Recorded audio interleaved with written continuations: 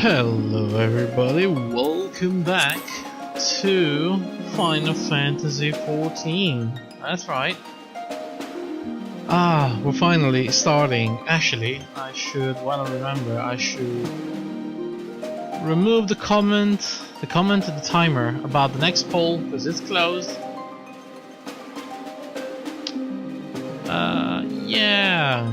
Yeah, this is pointless now, so let's get rid of that. Let's bring back to Discord one. Hello XIV, good evening, welcome. Okay, this should be good. Right, so we removed the timer. It shouldn't say in chat once in a while that we close the poll, because the poll is now officially closed and we are actually starting one of the games. Amazingly enough. Oh, here we go. Okay, that's spoilers. That's for later. So, how are we gonna do this? Well, I wanted to do something really cool, like play some videos in the background while I go and read something about the story of the previous expansion and the base game, right? Problem is, again, I had a very horrible day and I didn't really have time to do too much, but I figured out a few things. One, I have a couple of recaps that are not too long, because all the other recaps that I found in text form, they were extremely long. Like, I'm talking pages and pages long of recap. There is a lot of story going on, but we don't really need to know every single thing that happened. Right? Just a general storyline.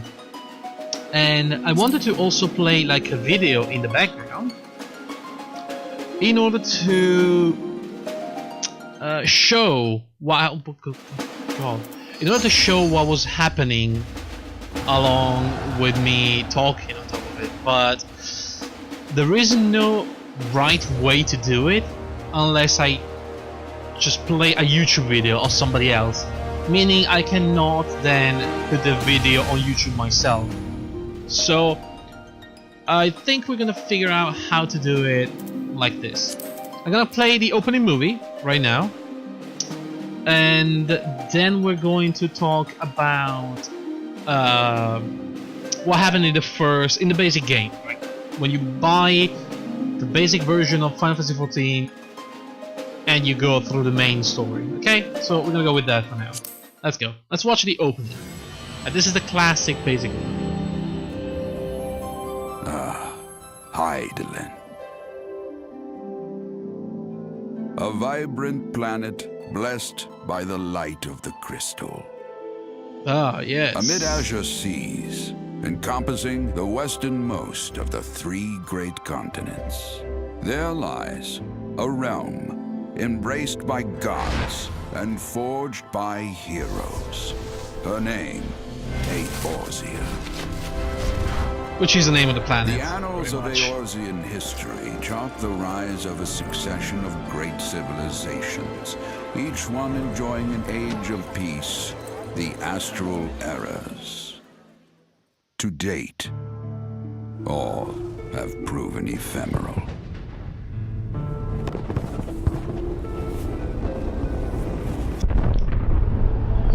I think this in the year is 1572 of the sixth and most recent Astral Era. Yes. The Northern Empire of Garlemald amassed a great army at the heart of Eorzea, seeking dominion over all.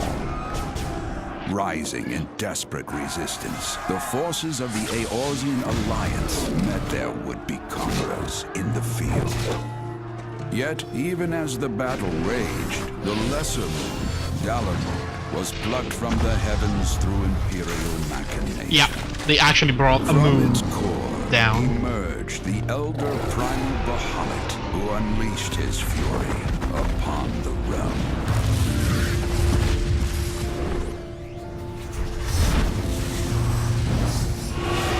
The devastation brought Eorzea to its knees and the era to its end.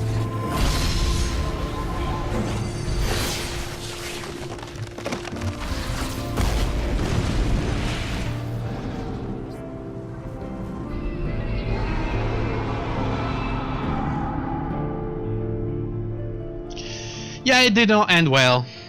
Let's just say it didn't end well. 5 years have come and gone. The light of life still shines upon Eorzea. And you might wonder how, because that looked like Man apocalypse. labors tirelessly to raise himself from the calamity's ruin.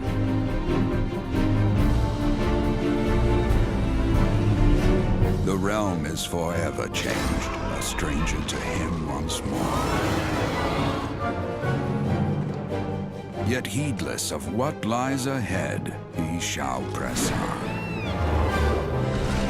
Spurred by the promise of peace and prosperity.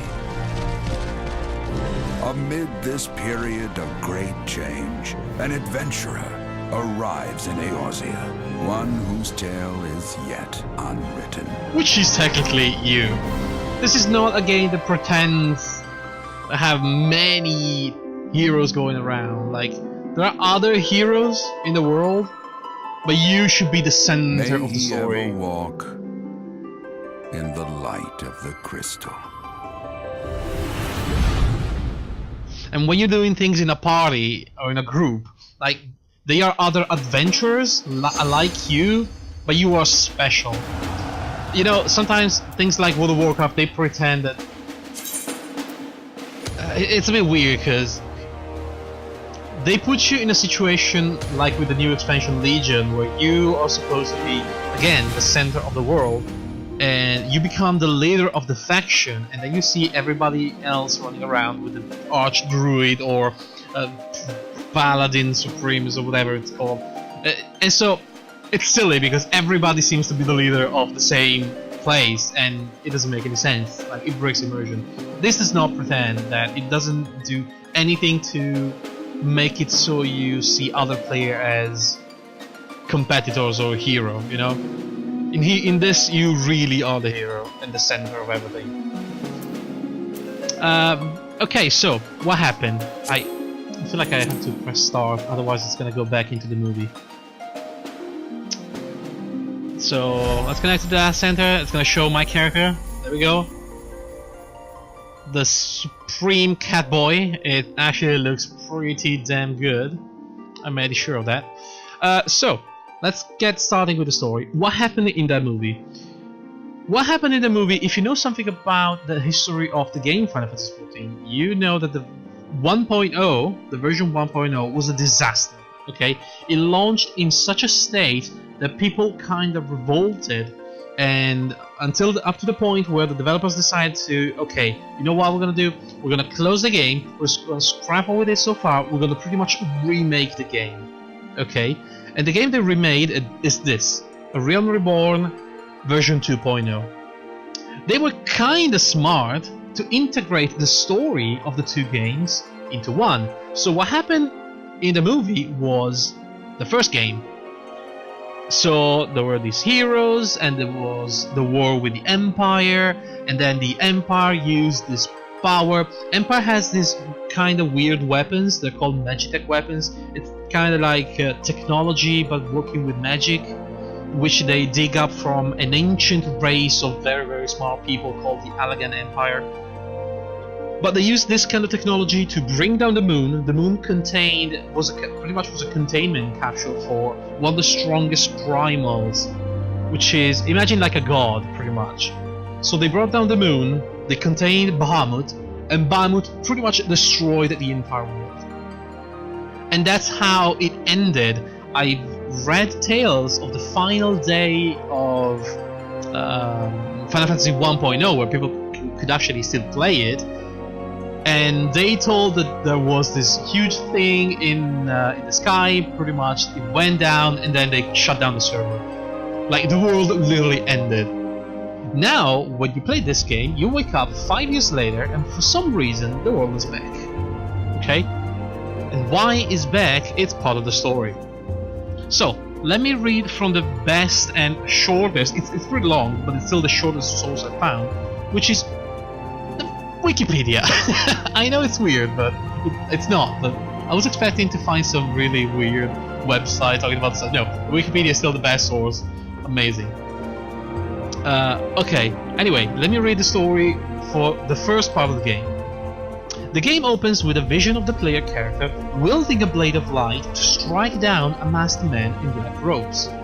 The vision is a dream the player has while on a carriage ride to the chosen starting city. So based on the race you pick and the class you pick, you start in a different city, which is Gridania, Ul'dah or Lim-Salaminsa. Players returning from the original release appear in a forest in a pillar of light. Okay, that did not happen to me. And Louisoix, which is the old man with the white hair you saw in Ruby, final spell to save their lives from the devastation at Carteneau, which is the site where the huge battle against the Empire was taking place. I'm gonna lower the music just a little because I feel like I'm shouting and I don't want to. There we go, much better. Through undertaking various odd jobs, the player character integrates himself with the local adventurer guild and earned comparison with the fabled Warriors of Light, because you start, doing a bunch of quests to save a bunch of people, so everybody goes, oh, it's the Warriors of Light, which Warriors of Light were the adventurers that fought in the huge battle at Carteneau before the world was being destroyed. Brave Adventurer will participate exactly as it says here in the Battle of Carteneau, whose identities have been mysteriously erased from the memories of all who knew them. That's a really good point, so nobody remembers them. They all remember there were some kind of heroes, but nobody knows who they are. A pattern emerges amid this quest, involving a series of attacks by masked men, as well as a member of the Scion of the Seventh Dawn, who claims to know the origin of the player's vision. So, depending on which city you choose at the beginning, this is me talking, it's not a video, you meet different members of the Scion of the Seventh Dawn. And those people are pretty much... is it like a separate guild that is devoted to protecting the planet? And so you talk to them and you figure out what's going on. You have this weird gift and you sometimes pass out and have vision. You don't know what it is until you meet them and you meet the leader, which actually knows something about this gift. So the adventurer meets the leader of the secret society in Nymphilia, who reveals that the vision are a manifestation of the Echo and mark the player as a chosen representative of Hydaelyn, the Mother Crystal.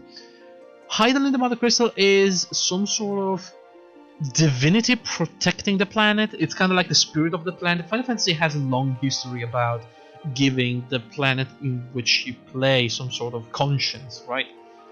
It was in Final Fantasy VII, I remember there was the Life Force, the Life Stream.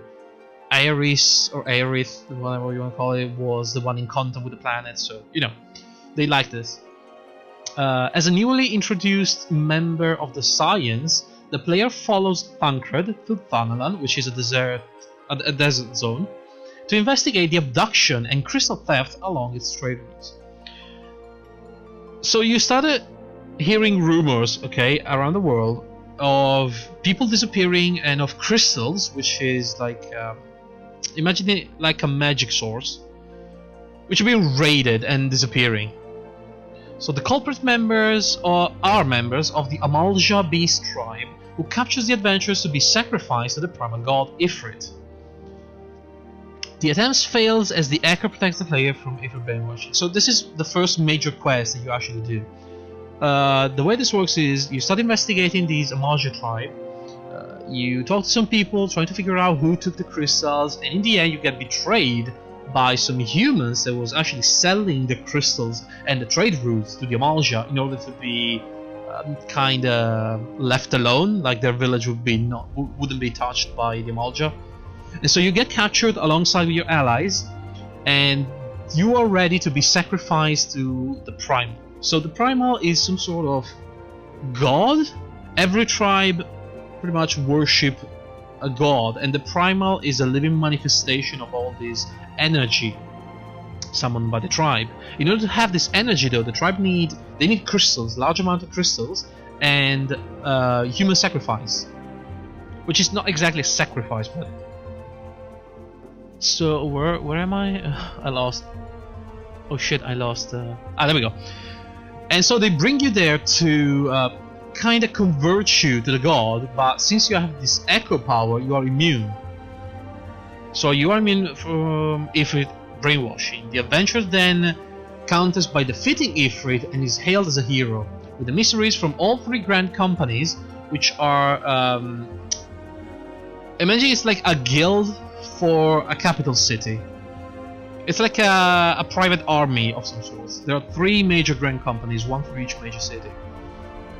While attending rallies at each of the three cities to honor the memories of the fallen at Carthenote, the player meets Louisoix twins' grandchildren, Alphinaud and Alisi, whose disagreement over the purpose of such nationalist displays resulted in later parting ways with the bronze. So these two people are the grandchildren of the old man that somehow saved the world. You know what, while we talk about this, let's get in the game. Yes. Because I feel like I can show you some of these things. So these two are the grandchildren of that guy, and they both have different visions on how to prevent this primal incident from happening. Oh, much more has happened while you were away. To help you prepare the most generous boon, the Returner's bounty. Accepting this divine aid will provide with two. Oh, get down.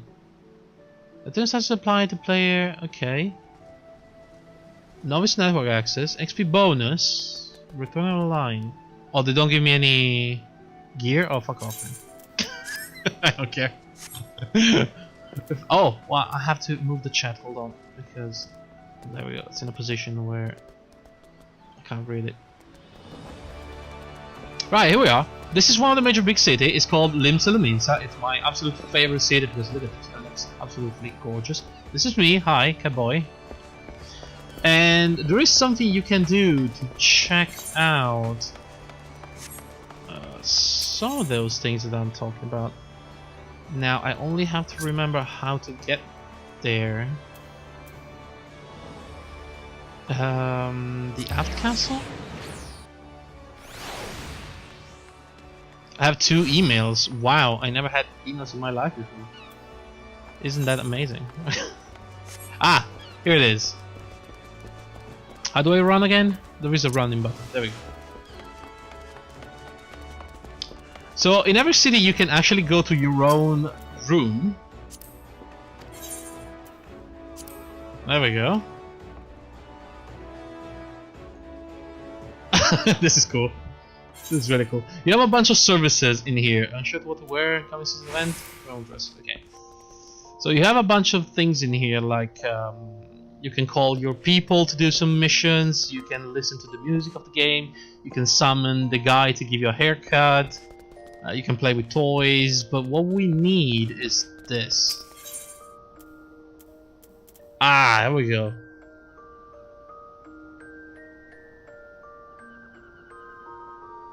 So you can actually look at something like this, I believe.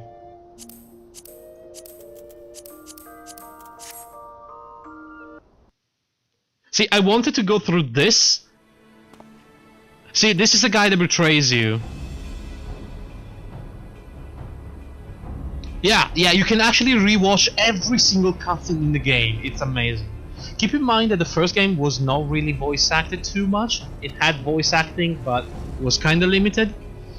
In the new in the new expansion and in the first expansion and in the newest expansion, the amount of voice acting was substantially increased, and they also hired higher level voice actors because they were kind of bad in the first.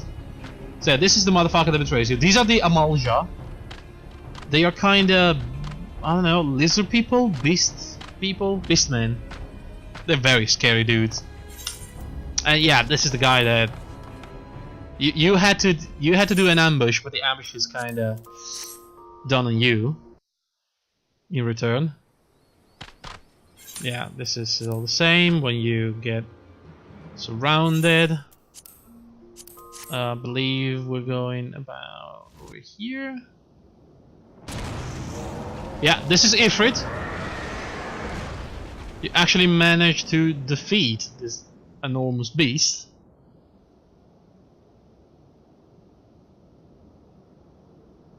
And you find crystals, okay? This is something that the story so far didn't talk about, but you start gathering these weird crystals.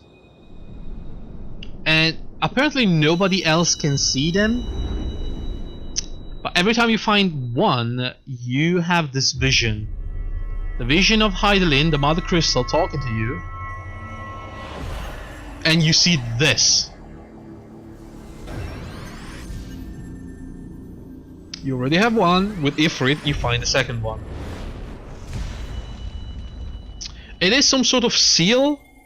I'm not sure if I figured out what it is yet, by the way. I know they talked about it, but I don't really remember. So yeah, that's what happens pretty much. Let's see, can we have here in the making? Yeah. Alright, let's keep going with the story. So yeah, the two brothers pretty much, they don't agree on how to exactly fix the problems of the world, so they separate. And you start hanging out with the male one, which is Alfinod. It joins you at the Scion of the Seven Dawn. So the adventurer's next mission is to forge relations with the Sylphs of the Black Shroud, a peaceful beast tribe whose racial scent once summoned Ramu, which is another primal, to defend the forest from the Gallian incursion. The Gallian Empire, by the way, which is still up and running with a plan of conquering everything because they are just assholes about it. While searching for the Sylph Elder, the player encounters Lahabrea for the first time, which is an immortal Asian, or Asian, I don't remember exactly how to pronounce it, bent on destroying the Mother Crystal. So these Asians are the guy with the mask, and they somehow are manipulating all the Beast Tribe into summoning the primals.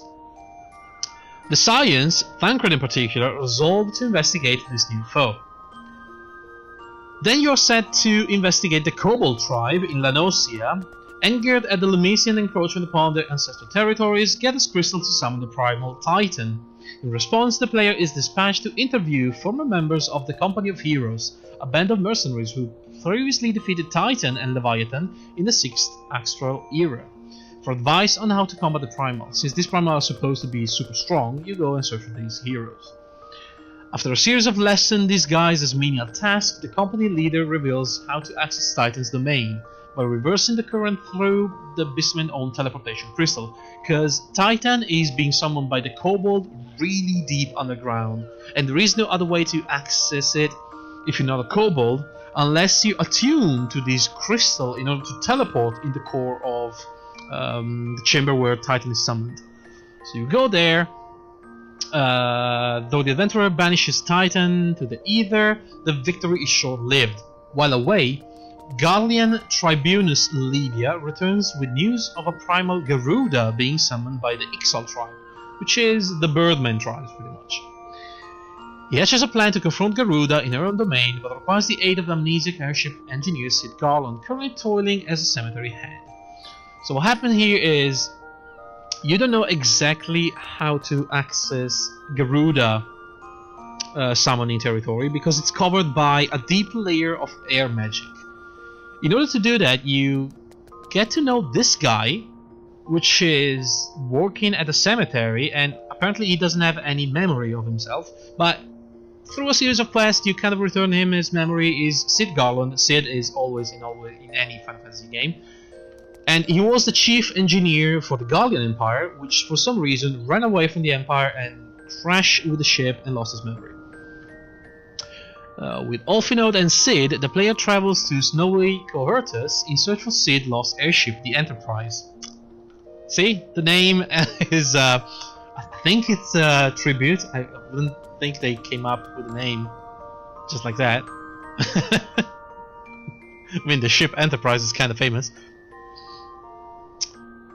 By uncovering a heretic plot, the once intruding Ishgardian agreed to allow the adventurers to raid the Stone Vigil, a fortress overrun by dragons where the Enterprise was last seen. Lahabrea reappears to taunt the player about their impending doom while facing Garuda. Sid manages to repair the Enterprise and pilots the ship away from the Vigil, and with the aid of the adventurers, Echo regains his memories as a Guardian engineer, Eorzean defector and genius inventor. So the Enterprise manages to cut through Garuda's vortex, and the adventurer slays the primal, but she is immediately resummoned. So Kobold and Amalja, prisoners of war, also summon their respective primals, and the three prepares to face off. So you there, you defeat Garuda, but I think I can show you because that was really cool. What was it? About level 45? Here. So what will it be here? Yeah, this is Garuda. After you defeat Garuda,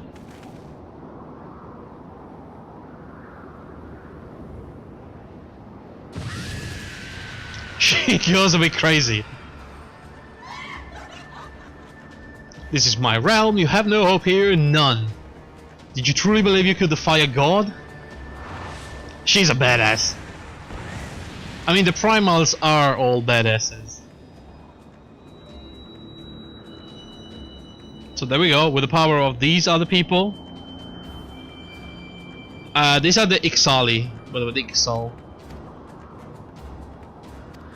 Blah blah blah.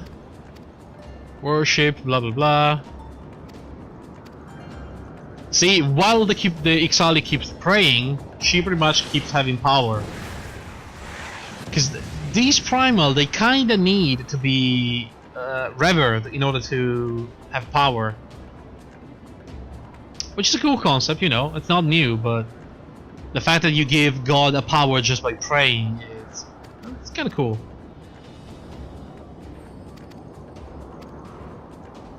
Blah blah blah, bunch of dialogues.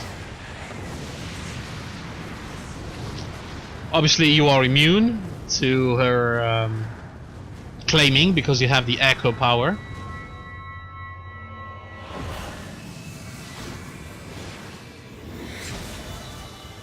So you say, fuck you, I'm the best. And I'm gonna defeat you. And you know what they should have done? Ah, I can actually adjust the speed. Wait, how do I do this? Left and right directional button, or tab or shift tab.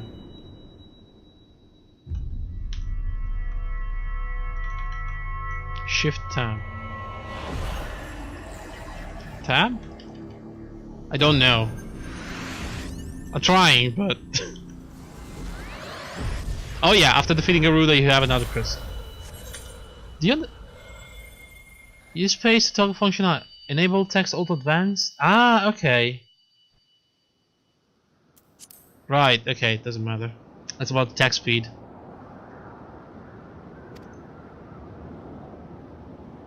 So you steal the crystal while by defeating Garuda. You have pretty much all the crystals by this point.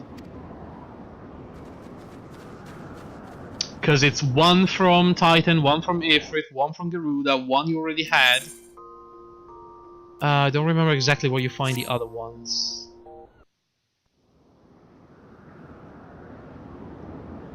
Why do you not tremble at my might? Oh, there we go, we have dialogue. Hold on. Mercy? Why do you not die? Sorry, I know it's choppy, but I'm trying to raise the volume. There we go. We've done it! Impossible it is! Kill you all! Is that all? And the Empire kinda interrupts the scene. O Lady of the Vortex, Almighty This is one of Garuda, the generals of the Gallian Empire, Gaius van Belsen. of all primals, the They most all have these terrible. badasses armor, by the I way. say again, is that all? Which angers me because I want those armors. And I can't have them. Gaius! Ah, Sid, my boy, you look well. For one who has forsaken kin and country, I wonder what else you will forsake before the day is done. What? So they show here, out of nowhere, What exactly did you hope to accomplish here this day? and they show you why. Well, I shall accomplish far more. Which kinda unveils the entire plan of the Gallian Empire. Like, you see them following you, you see them spying over you when you're defeating the primals, and you don't know why. They always have an interest, they always know where you are and what you're doing. Is that all? Is that all? By the way, Garuda Insolent fight has a mortal! fantastic boss I music. shall make you suffer! That foul stench! I see now. She has touched you! Very well. She's still super mad at me for defeating her. 7 hells, does she still mean to fight?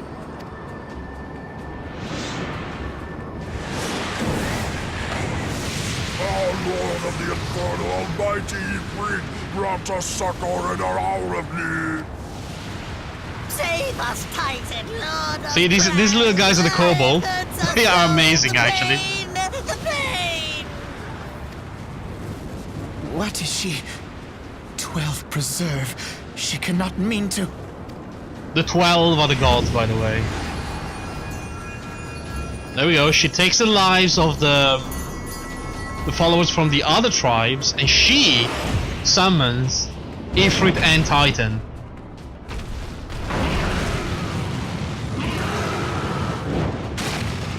There we go. Titan, the Lord of the Earth, and Ifrit, the Lord of Fire. Plus Garuda. You say, okay, I'm pretty much screwed right now, right? No, this is all wrong. Garuda's a Stop really gobbling, tough boy. boss fight. We by the must way. run.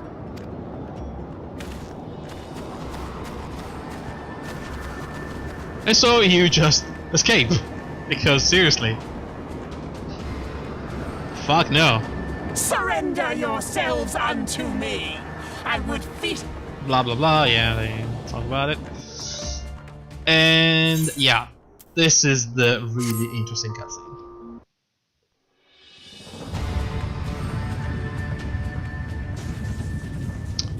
So this is a device from the Empire. One of those elegant Bear technology witness to the glory of the Empire! that I was talking about.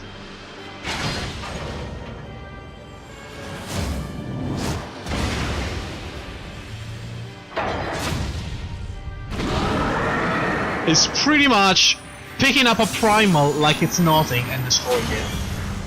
And absorbing its power.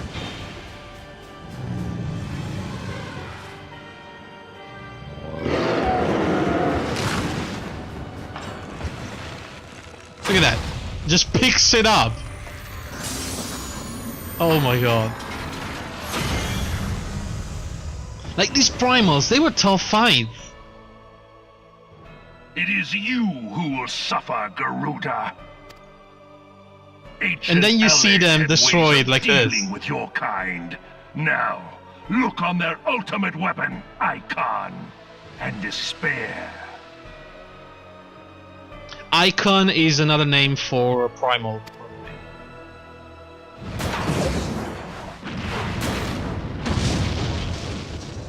No!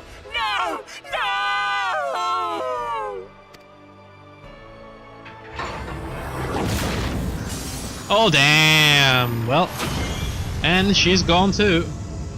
So now this monstrosity has the power of all 3 primals. Magnificent. It exceeds all expectation.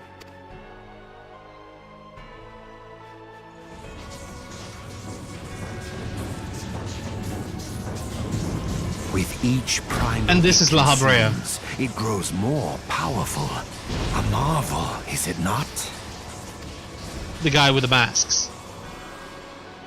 Such is the fate of those who oppose the Empire. There will be no warriors of light to save you this Is that flying time. tower? Yeah, pretty much. It's like a flying crane. If your leaders are as wise as they are reported, they will surrender. They use them to carry over stuff. It's it's really weird, but it's actually kind of cool. Your This- skills are impressive. That one is the but Enterprise. they will not be enough.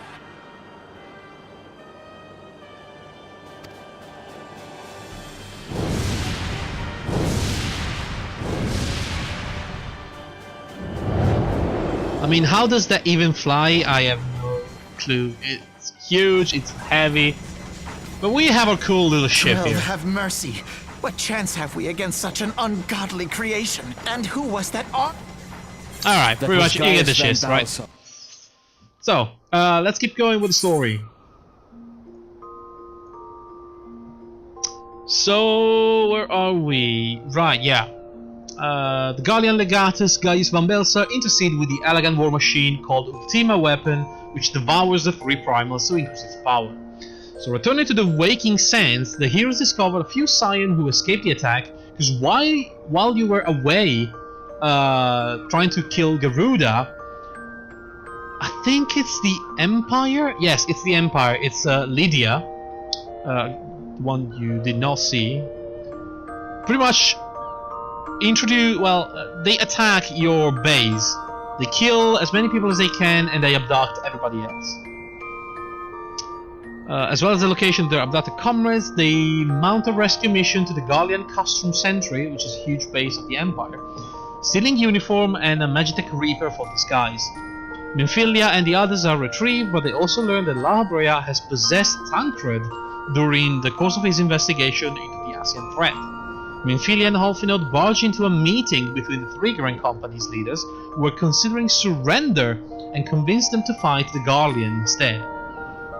Using the combined forces of all the three nations as well as other allied groups, the Eorzean Alliance execute Operation Archon, a massive counter-offensive that aims to assault every Gallian custom simultaneously. The player leads the strike team into the Praetorium where the Ultima Weapon is housed. Using Hydaelyn's Blessing of the Light, the adventurer strips Ultima Weapon of its primal ether. The weapon destroys Praetorium using Ultima Magic, but the player team is protected by Hydaelyn's Light and dismantles it. La Habrea attacks personally the player, but you fulfill the vision at the beginning of your adventure by striking Tancred free from La Habrea possession using a Blade of Light. With the threat of Gallian invasion lifted, the Grand Company leaders declare the beginning of the 7th Astor Era. The player's character is hailed as a hero, as the same caliber as the Warrior of Light. So, that seems to be... this is all of this. Reclamation, I think. Yeah.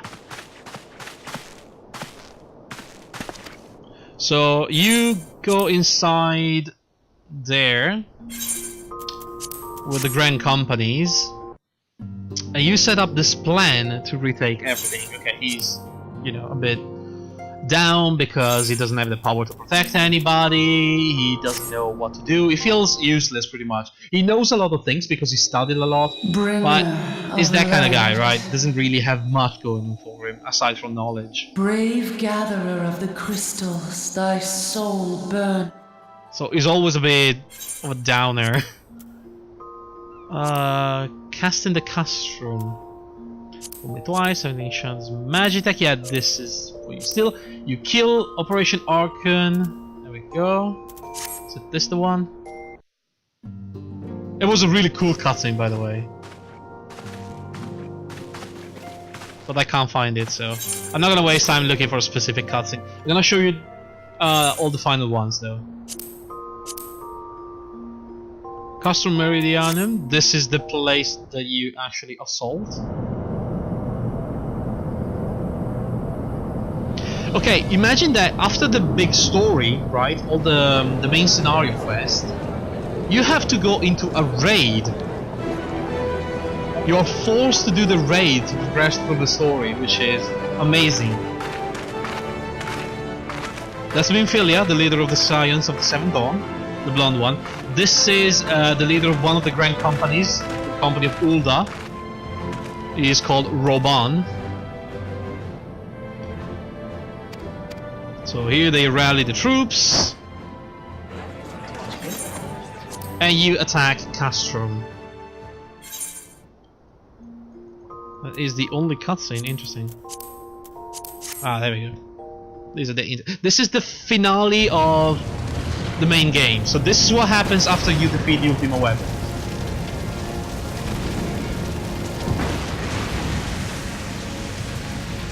The weapon blows everything up, pretty much. Inside of Castrum.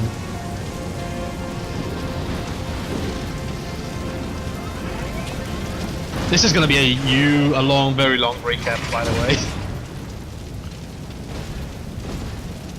This is your Magitech thingy that you stole?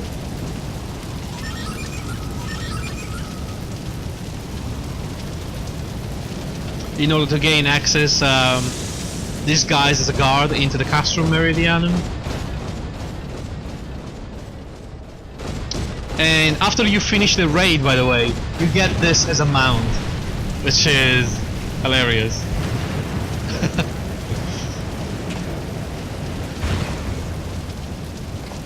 Gaius is the only one left. My conquest ends, Cid. And he's not really happy about it. In smoke and ashes. Yeah. And he blows up.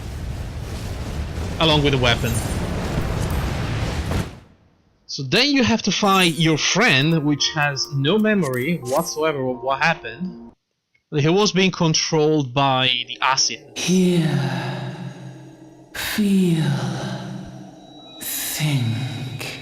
You always hear these words from the crystal, for some reason. Warrior of light, beloved son. The darkness hath fled before the unclosed brilliance of thy spirit. Yet it lingereth still beyond the sight of men, in forgotten corners of the world. In the depths of the abyss yet resideth the Dark One, watchful ever, till this evil be cast out. Never shall the world know aught but a passing peace. Yeah, this is some sort of warning that even if you defeated the Empire here, this Dark One is the real threat, right? The Dark One, you don't know anything about it. But you only know that the Asians are kind of worshipping it, whatever it is. And all the world shall bask in its warmth.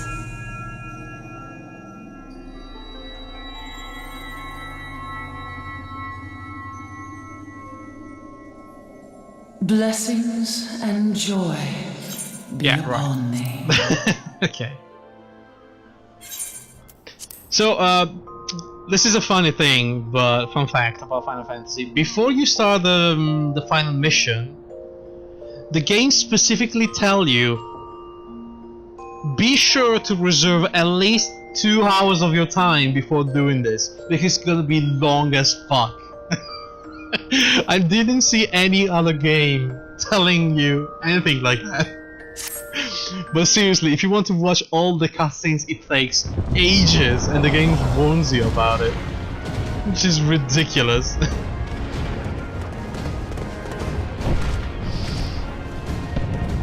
My lady, all Twin Adder units have fallen back to the outer perimeter. So yeah, you defeat everybody pretty much in Castrum.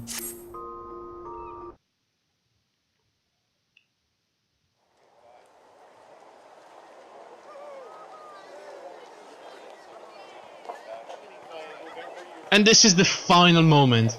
After you defeat everybody, you reunite with the Grand Companies. One time, remember? These are all the sizes of the Seven Dawn, by the way. We both know that was your fault. Thank the 12 we're safe. This is Alfinode, Mind your one of the horns twin there, brothers, man-bull. well, brother and sister. Mayhap You know. when you mind your manners. Though the crystal that bound Thancred is no more, I doubt we can say the same of La Habrea. Yeah, he's the only one that pretty much And escapes even if we could, from know that he is not alone. From the battle. Confounded Asians. Their god may be unknown to us, but their zeal is unquestionable. And their god is the Dark One. Suffice it to say, it would be folly to assume that they no longer pose a threat. Nevertheless,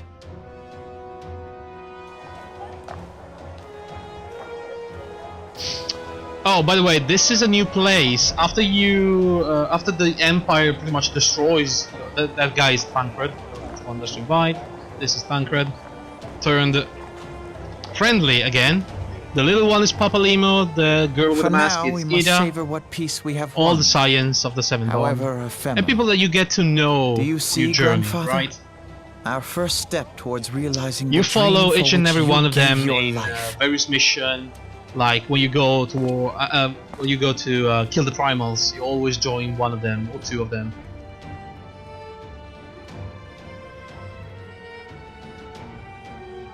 They really go above and beyond to really make you care about this group of people. And these three are the leaders of the Grand Company. Roban, Merlwyb, and Canisena, the one with the white robe. This is Roban, Friends, the clearly. dread night of imperial tyranny and Also known as the machination Bull. is ended. A new day now He's an begins old in gladiator Eorzea. that turned general True to because their he was name. really, really strong. The scions This is of the Merlwyb, Seventh the Dawn, leader of Lim along Salaminsa. with our champion. She have has delivered a us huge from naval force. She used to be a pirate queen. Let their shared victories serve And this is to remind Canisena, us the leader of our Gridania. shared history. Of a, And let their They have these bravery in the horns. face I of know who they are, adversity but it's a different inspire race. future generations. Doubt not, the realm will need They all have bravery visions in the and stuff days like to that. come. Old rifts threaten to divide us within our walls, while hordes of beastmen claw at our gates. And though the Black Wolf be slain, the Black rest Wolf of was the pack Gaius. remains. From the Empire. Yet no foe need we fear, so long as we stand as But the one. Grand Companies were, So you long know, as the scions stand for peace. mostly independent So up long until as this our point. champion stands fast. And by defeating the For there Empire, you kind of exists show no them that adversity you can over which be we a may very not strong jointly force prevail. if you unite. No longer can we turn a blind So at the end of the eye game, to the aside from suffering proclaiming of our the allies. 7th Archer era, they pretty much form a No huge nation alliance stands between alone. them. If one should fall, so shall we all. Eorzea is our shared home. For any one of us to know peace, so too must our neighbor. Just as we join in solidarity before you this day, so too shall our grand companies be joined henceforth to strive not only for the good of mere nations, Oh, I'm remembering, but for the you know, good of it seems all like I the know realm. these things, but I'm remembering most of them while we go. Change will not come Just like, overnight. this is needed. Yet I foresee a day, not so very far from now, when the lines that divide our lands fade, and all of Eorzea is one. And so you see them uniting, blah blah blah. At the end of the cutscene, you also see La Habrea going back to their base, and you see a lot of masked dude. Maybe we can actually see that? The hell? Alright, yeah. Maybe we can see that. Because that was the important one.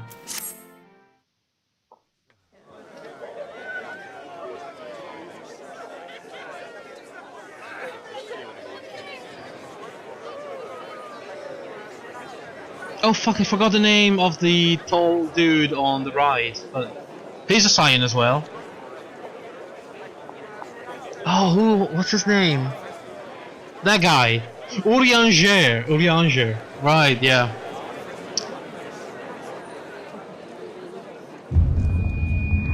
Yeah. And while everybody is celebrating, you have one of your infamous visions. You know, the power of the echo, the planet talking to you, something like that. You have this vision of the Mother Crystal turned dark.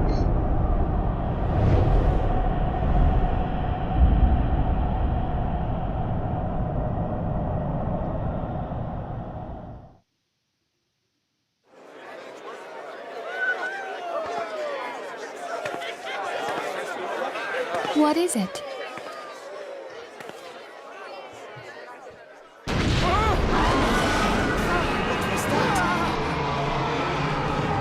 That roar.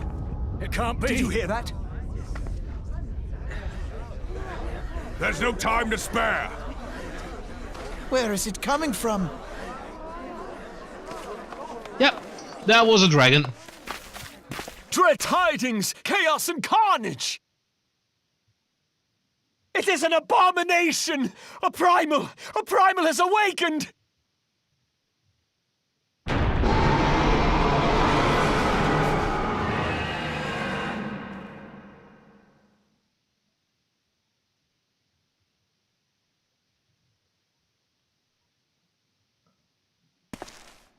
There we go. This is what I was talking about.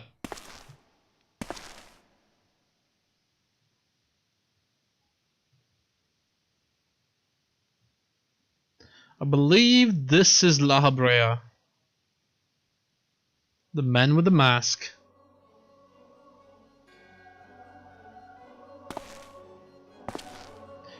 And you thought he was the only one up to this point. Cast Bahamul move. Bahamut steers, the huge dragon that destroyed the world 5 years ago, apparently reawoken. One Azaz move star. And more masked people appear. And you go, oh shit, wait, it's not only one?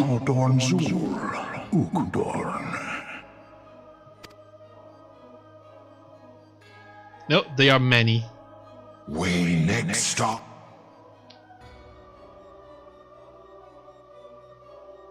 It is a proper congregation, the Asians, and they all have really weird powers as well. Powers that you don't really understand, but there's a lot of them. They are really strong as well. Our one true god, the Dark God.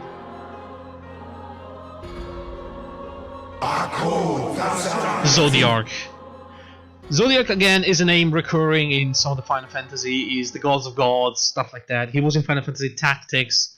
You had to unlock all 12 summons in order to just meet him, have a chance to fight him. Yeah, I can't. It's so intense that I can't even skip that. Like, and so this is the main scenario for the 6th Astral era, and then the 7th begins.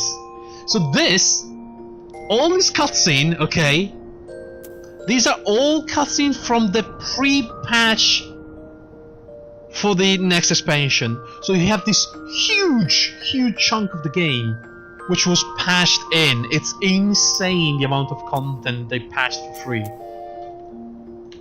Alright, let me read again from the wiki. The 7th Astral era. Facing increasing scrutiny and pressure to align with one of the 3 allied cities, the Scion relocate their headquarters to Revenant's Soul, a hub for adventurers in the neutral territory of Nordona. Minfilia reunites with her adoptive mother Flamin, which resolves her remaining doubts about moving away from the Waking Sand in Thanalan, so you don't go back to your...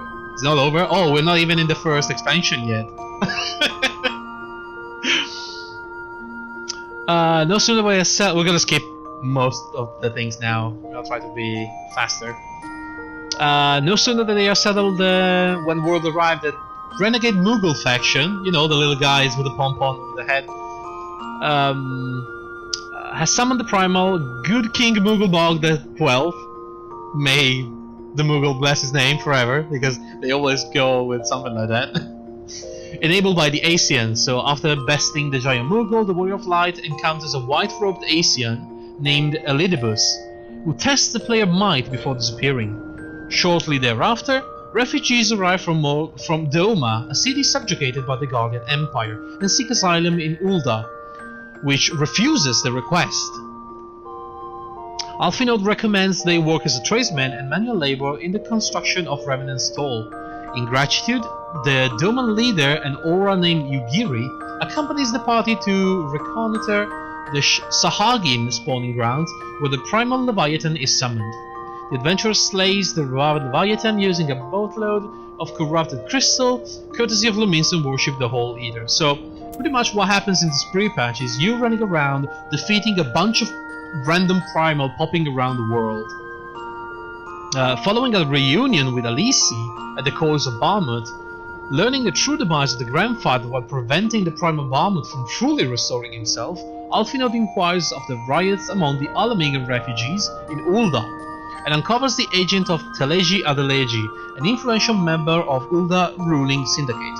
So the way Ul'dah works is Roban is the leader of the Grand Company,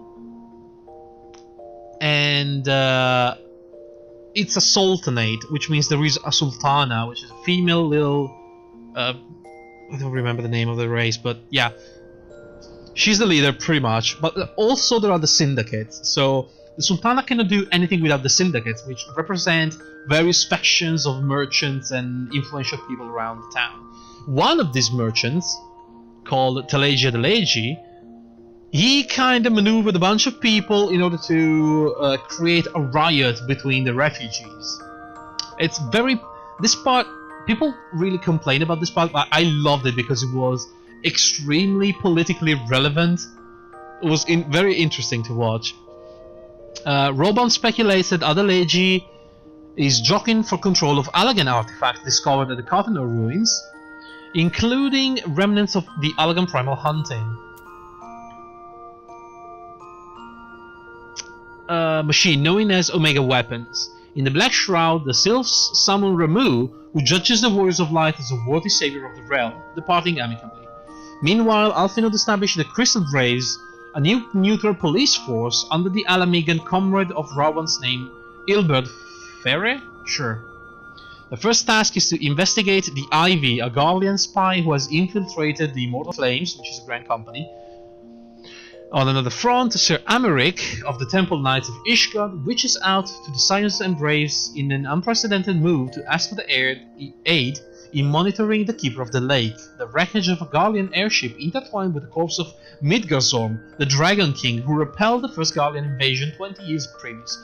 They show you this amazing cutscene where the Garlean Empire is full of bloody airships, and this huge dragon pretty much destroys all the ships, coils in the only big one remaining, and pretty much kamikaze into the lake with the ship.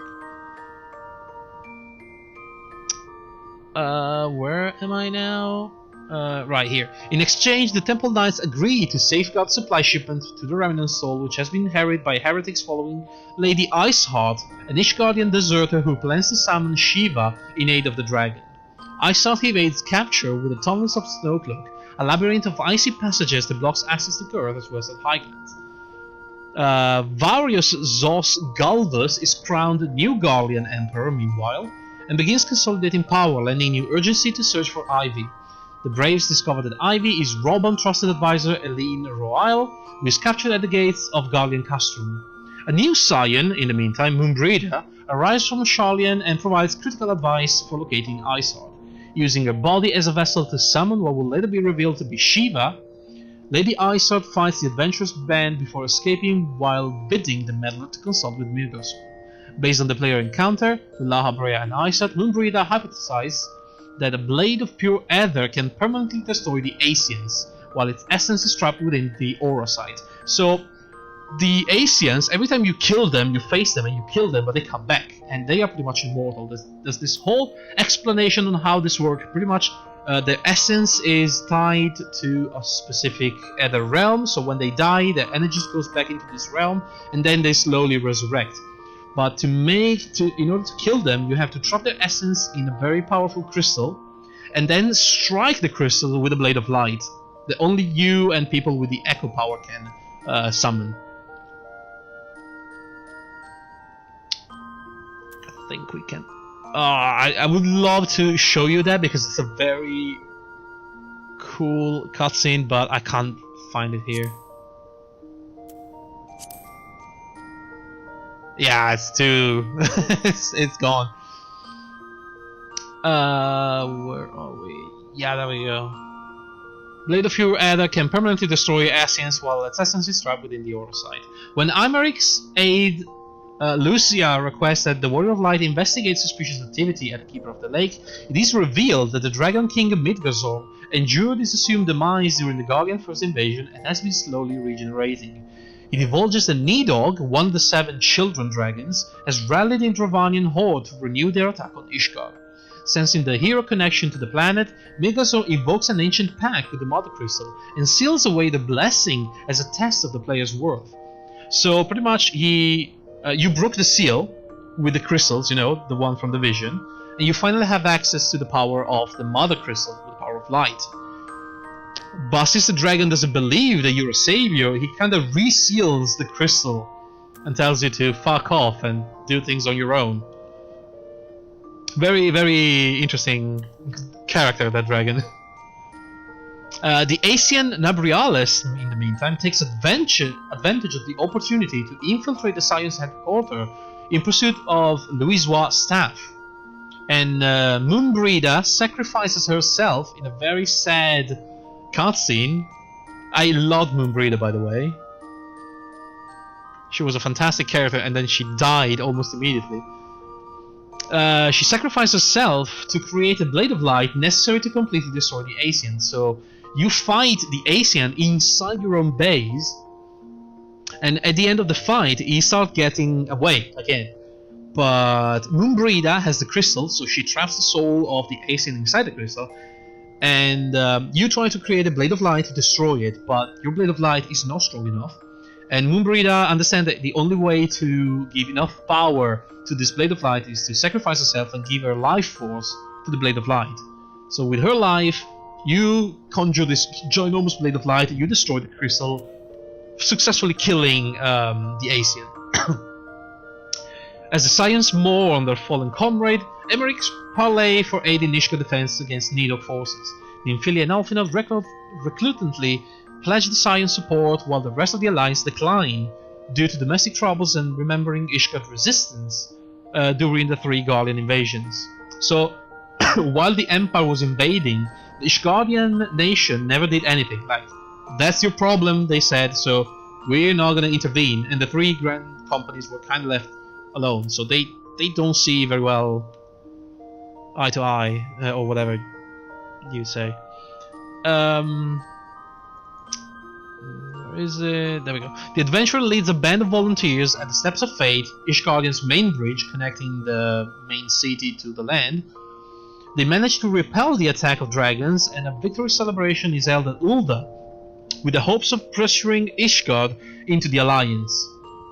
But at the banquet, Sultana Nanamo Ul Namo privately discloses to the Warrior of Light, so she brings you into their private chambers, of her intent to dissolve the monarchy, to erode the power of the Syndicate, because she realizes the Syndicate are all corrupted, so she wants to disband the monarchy and create some sort of democratic government. But the Sultana wine is poisoned, with Teleji accusing you and the Science of regicide while denouncing Rauban for negligence. So Rauban goes completely insane when she learns that the Sultana is dead, because they were very close, and he straight up in the middle of the banquet murders Adeleji. Like, he rushes into him and just slashes him down. I feel like this should be cool to see, because that was a really cool scene. Also, this is where you're summoned by the Sultana into the chamber. That is the bitch that was paid to poison the wine. Oh my god, there are so many cutscenes in this bit.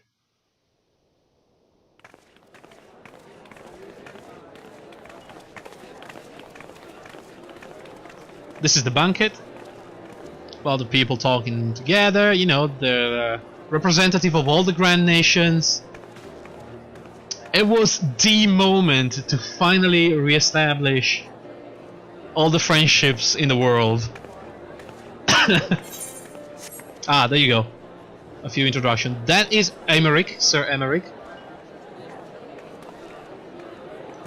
It's not the leader of the Ishgardian territory, but he's kind of like a Lord Commander or something. Everyone looks to be in high spirits.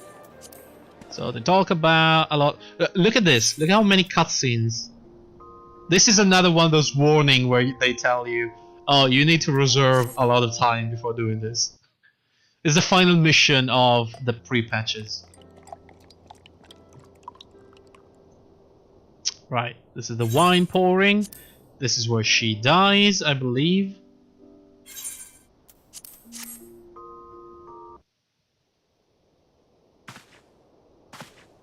And these asshole, the one...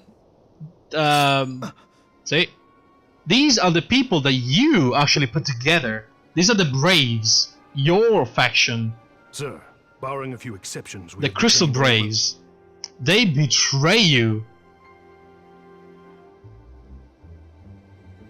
These pieces of shit. Like, I was... Ooh, that stung. Really.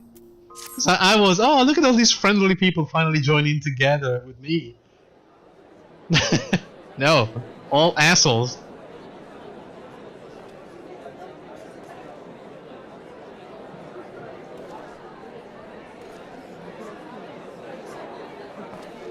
This is Aymeric and that is Lydia from the Ishgardian Empire. What is the meaning of this? There we go. This is the son of a bitch, Talegi Adeleji, leader of one of the syndicates. Knights from the homeland. This cannot bode well. Lord Commander, we have received an urgent message from the Holy See. I am grieved to report that your serpentine foes have resumed their assault. The Holy See is the leader of Ishgard. It's like a pope, pretty much. They're very religious people. And so the dragons are attacking again.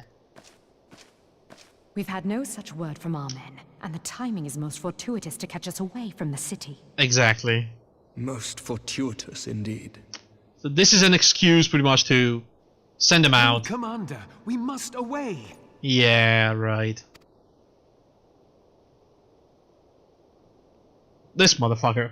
Good damn. You have been a most gracious host. Right. I hope that I might one day... Come, Lucia. And so they leave. Which is very convenient for what needs to happen next, right? You being framed of the murder of the Sultana. I hate them. They look like childs with mustaches. Ah, I can't. I just can't.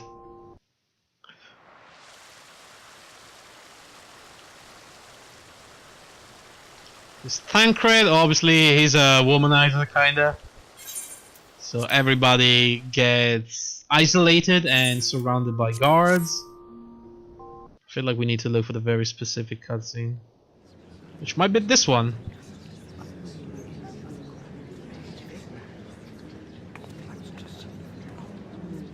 People start talking, like, what the fuck is happening? Why so many guards? Where's the Sultana?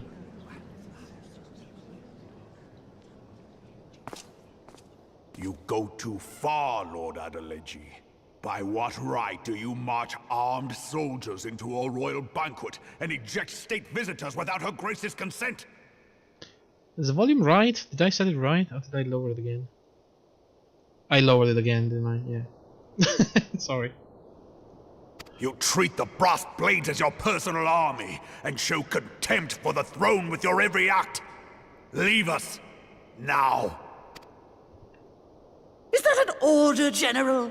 Mayhap you have mistaken me for one of your flames. Oh, even the voice is annoying. I am not so slavishly obedient. As you lecture me on personal armies.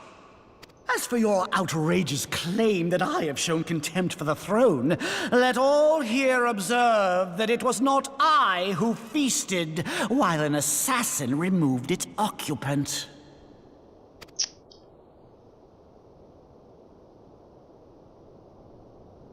Uh-oh. I expect this is your idea of defending the nation, is it?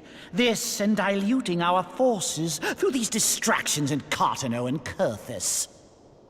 I do begin to see how the ranks of the immortal flames came to be riddled with Garlean sympathizers. You are plainly unfit for command. So, you know, they were chasing this Garlean spy that infiltrated the command of the immortal flames. This was also in the plan of this motherfucker, to discredit the Grand Company of the Immortal Flames and get rid of it. So this guy and the other guys from the Syndicate and the Brassblade, which is pretty much a mercenary company, would take power, seize power in all Ul'dah. Wait, goddamn you. Your words make no sense. What assassin? You mean to say you don't know? Oh my we god. We caught the vaunted champion of the Scions in her Grace's private chambers, not moments after the deed was done. Uh-huh.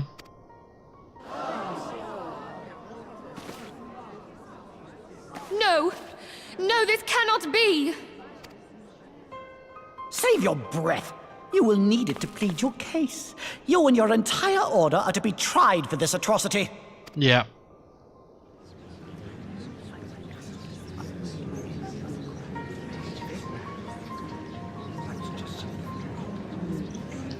He made it very public as well.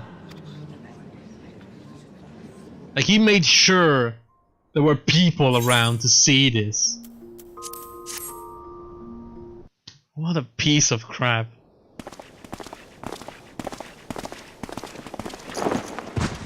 And this was the leader of the Braves.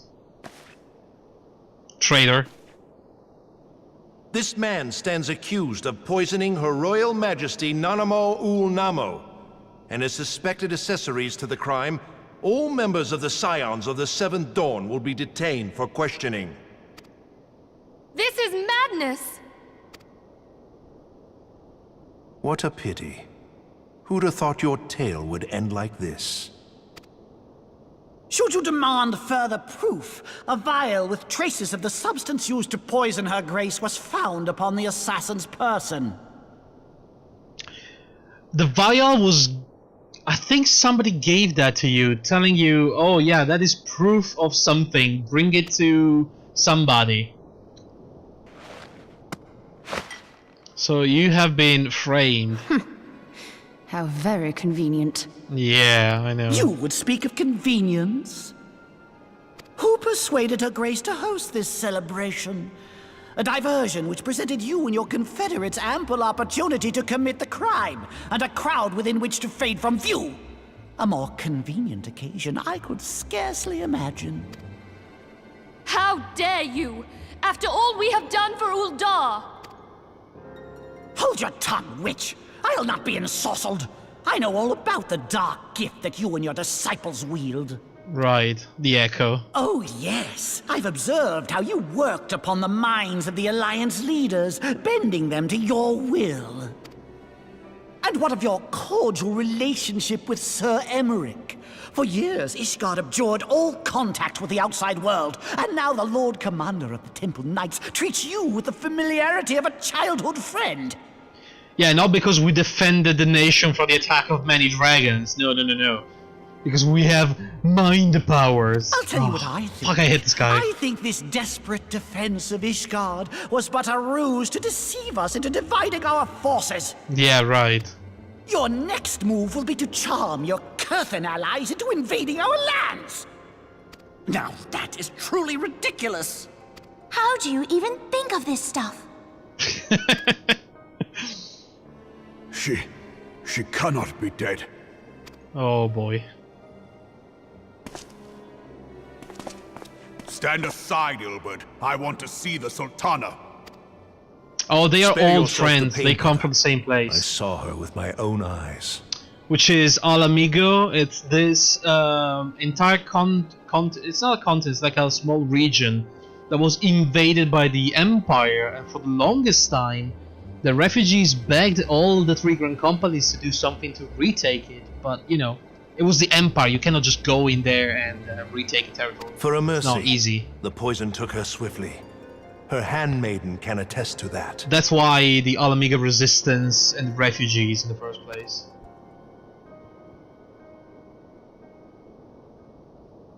So this is the bitch that has been paid to do everything. This cannot be. Nanamo. Nanamo. No! Oh, he's not happy about it. Not at all.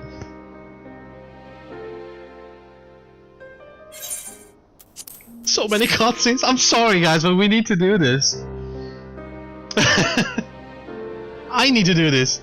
This is deeply tied to the story of the new expansion, by the way, so it's very essential that we do this. Plainly, the Royalists can no longer be relied upon to keep our nation safe. And so it falls to the monitorists of the Syndicate to govern Uldar. But should you wish to help us, General, we would be more than happy to entrust the task of planning Her Grace's funeral to you. It seems only right that you should bury your precious Sultana, and we will be glad to be rid of that burden. Oh, damn. I'll bet you will. You more than any man. Whatever do you mean? Look at that fucking smirk on his face. You had her killed, you black-hearted bastard! What rot! Though I did have sufficient motive, 'tis true. That young lady caused me no end of grief. Oh my god. She always was a most unwilling puppet. I dare say Her Grace was grateful that someone thought to cut her strings. You would mock her, then mock her from hell!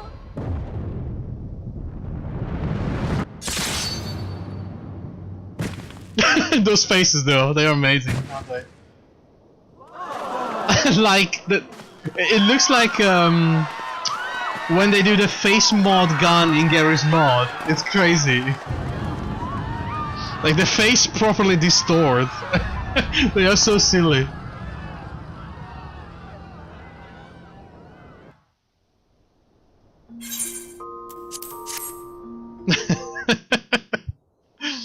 You have no idea. There's a quest line that's extremely silly with an investigator. Have you lost your mind, General? It is forbidden to draw steel in the royal chambers, much less slaughter our fellow syndicate members. You're one of them. You've been in league with the Scions all along. This is another one of those assholes of the syndicate. He's the one that benefits most of everybody out of this. You're next, you scheming bastard!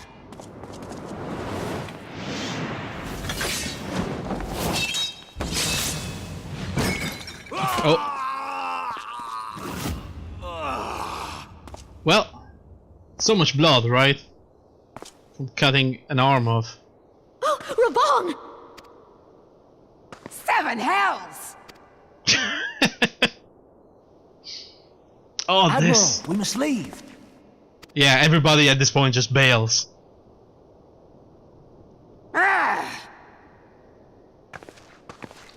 Because, you know, they don't really want to start a war with Ulda.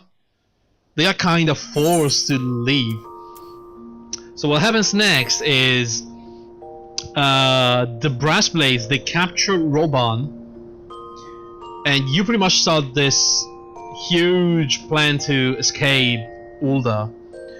When Roban murders Adleji, Ilbert wounds his former friend as Crystal Braves are revived to be under the employ of another syndicate member named Lolorito, who arrests Roban while the Scions were forced to split while escaping.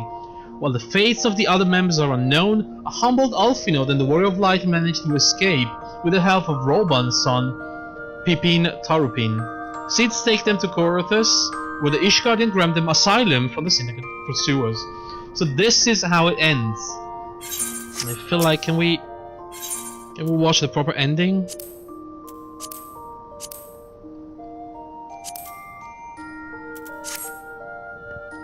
There is like a cutscene, I think. So this is Ishgard. Snowy land of Ishgard, which I love, by the way. The architecture, the story of this expansion, the people in it, it was all so good. Like really, really good. I would suggest people to just go and play it because it's so good. Oh, you have little the little Midgars or dragon following you. I feel like we can actually do something better. We can, let me see. We can log out and watch this now.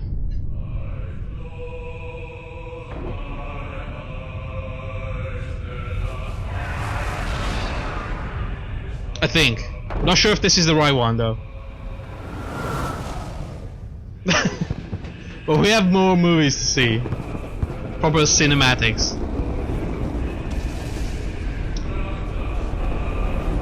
Maybe this is not the right one. Still pretty good though, so let's watch it.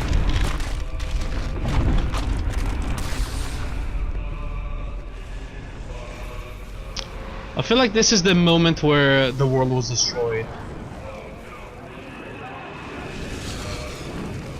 During the first 5 years ago war.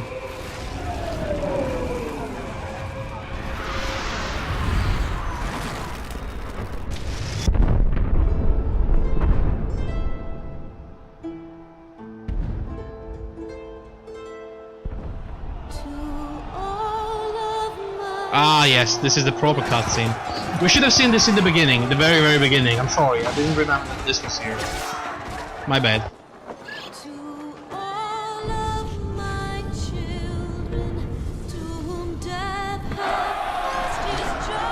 See, back then, it was Gaius leading the attack.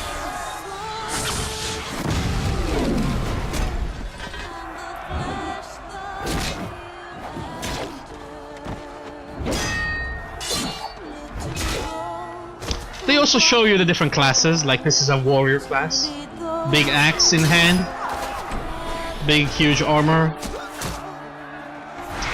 This is a bard, clearly. You have the little white mage, the healer, the black mage, and the paladin is a tank.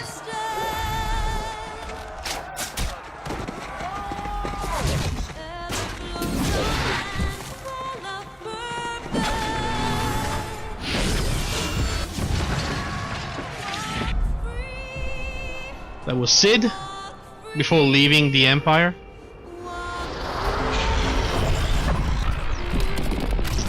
And that was the key the Empire used to unleash Bahamut. Again, the moon was kind of a prison for the Prime. Very cool concept.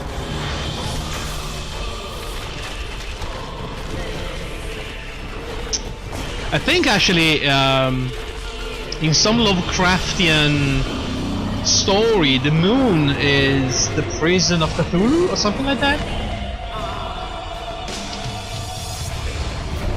Like our moon on Earth.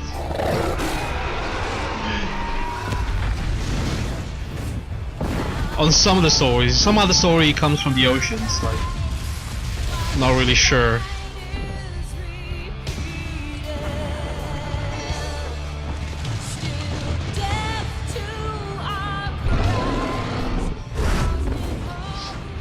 Yeah, in the first game, like before the first expansion, you could fight Bahamut. You go through the quest of the coils of Bahamut while somebody tries to resurrect it. You have to fight it, not at full power, but kinda. But yeah, here you clearly see Bahamut destroying all the main cities and everything in the world.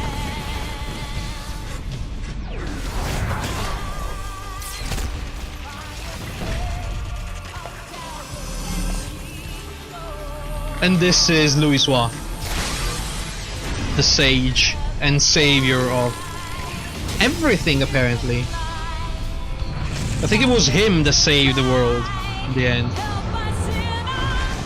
From this beast.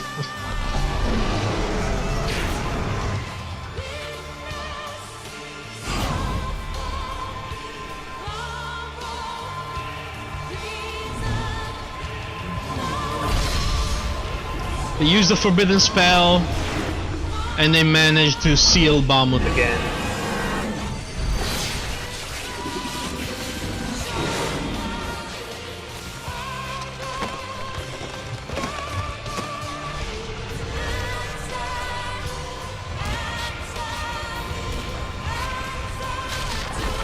Except it didn't work.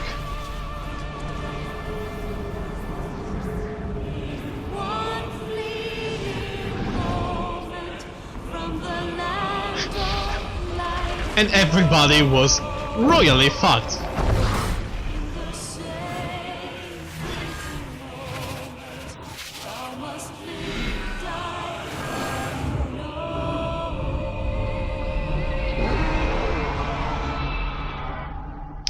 So I think what he did here is he summoned Hydaelyn, the spirit of the planet, and pretty much recreated a second version of the Earth and teleported everybody there. So the original land was completely destroyed. That world is gone. This is a completely different world.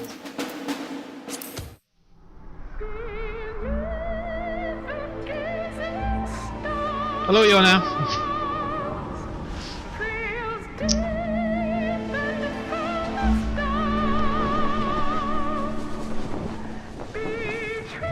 And this is the intro to the first expansion, Heavensward, which again is a fantastic game in its own, like proper good story.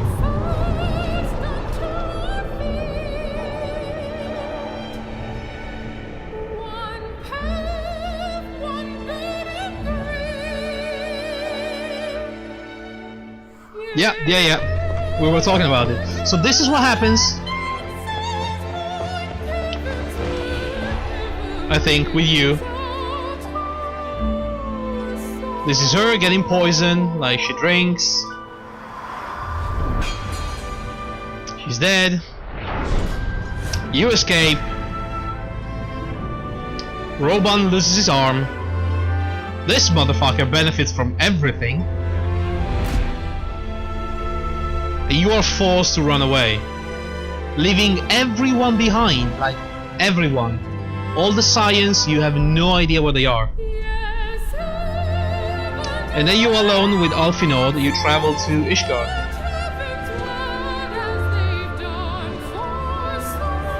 But again, alone with Alfinod is probably not the best way to put it, but you know what I mean.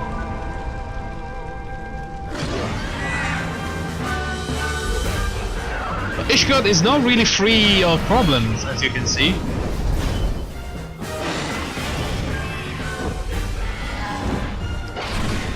The dragons are pushing their attacks more and more, supported by the heretics, by the way. It's this weird cult of the dragons.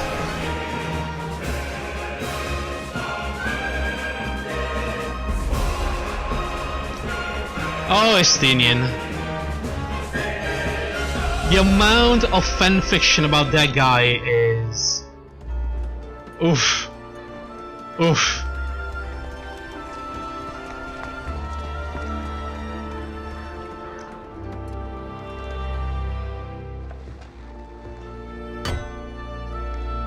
You interrupted my brooding with your fire breath.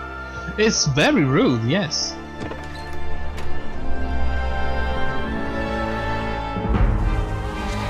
I know, right?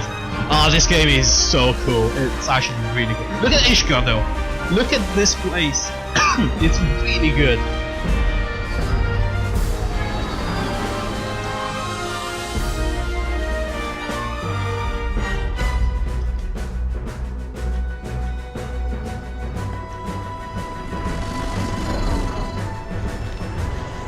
Sid is alive, he's back. I'm glad they seem to have toned down the animations a bit. Yeah, a little. Actually. I mean, you have some really cool moments, but they are cool both as anime and non-anime. Like, they are properly cool. Roban in prison without his arm, planning his revenge.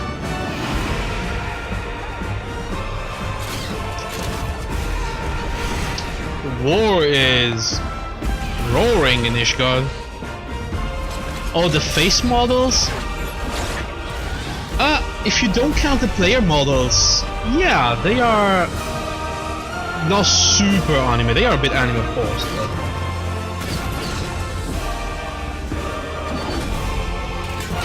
These are the Dragoons.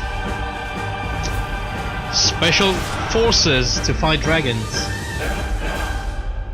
Ah, this is cool.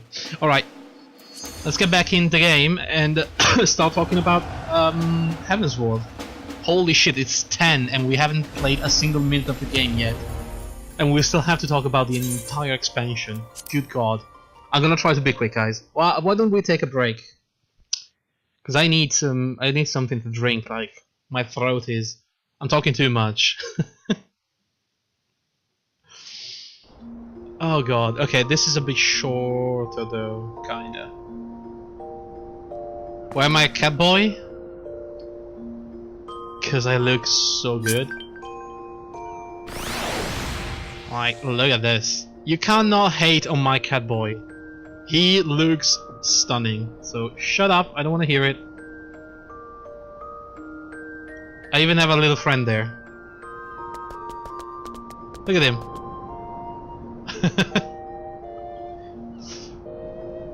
Fun thing about this game, you can pose.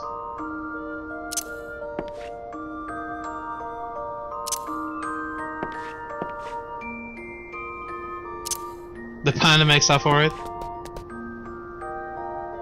The panda actually... What are you doing on the desk, you little fuck?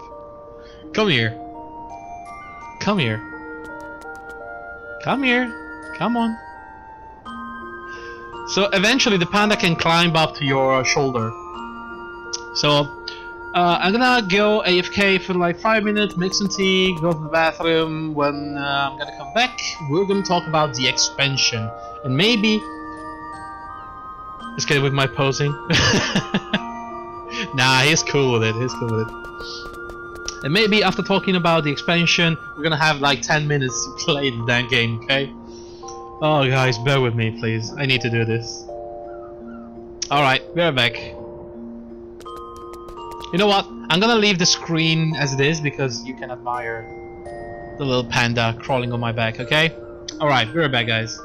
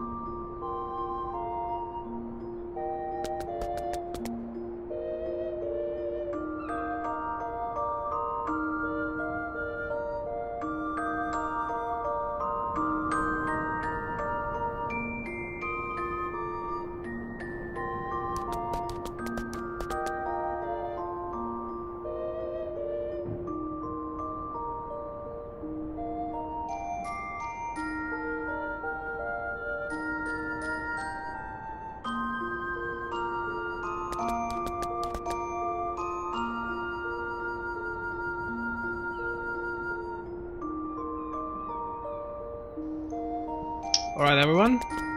I'm back. Oh, the little fuck is not on my shoulder. What happened? Goddamn.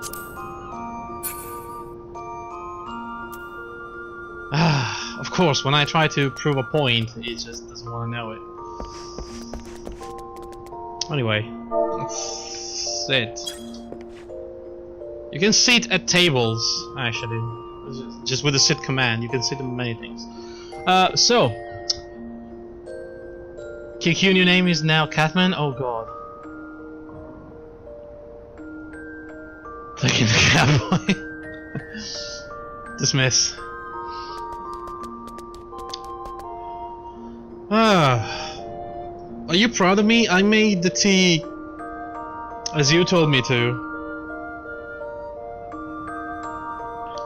Like, I put the bag in first, then the water on top, and then I'm waiting for the sugar. Where are you going? Look at him. Oh, he's so cute though. Oh, look at him. Okay, I'm gonna stop. The right way. Yeah, the right way.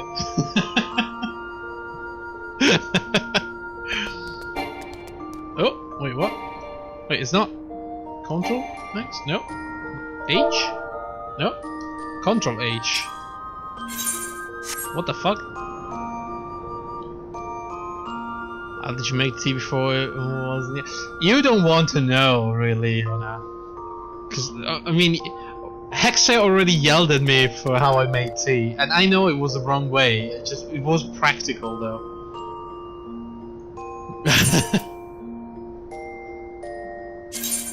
Wait, I remember a combination to what was it? To Control Home? No. It was a way to shortcuts? To hide the interface. Control U? No. Y? O? M? Control K?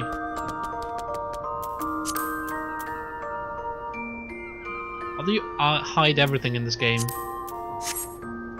Hold on. I'm gonna look it up. Final Fantasy 14 hide UI.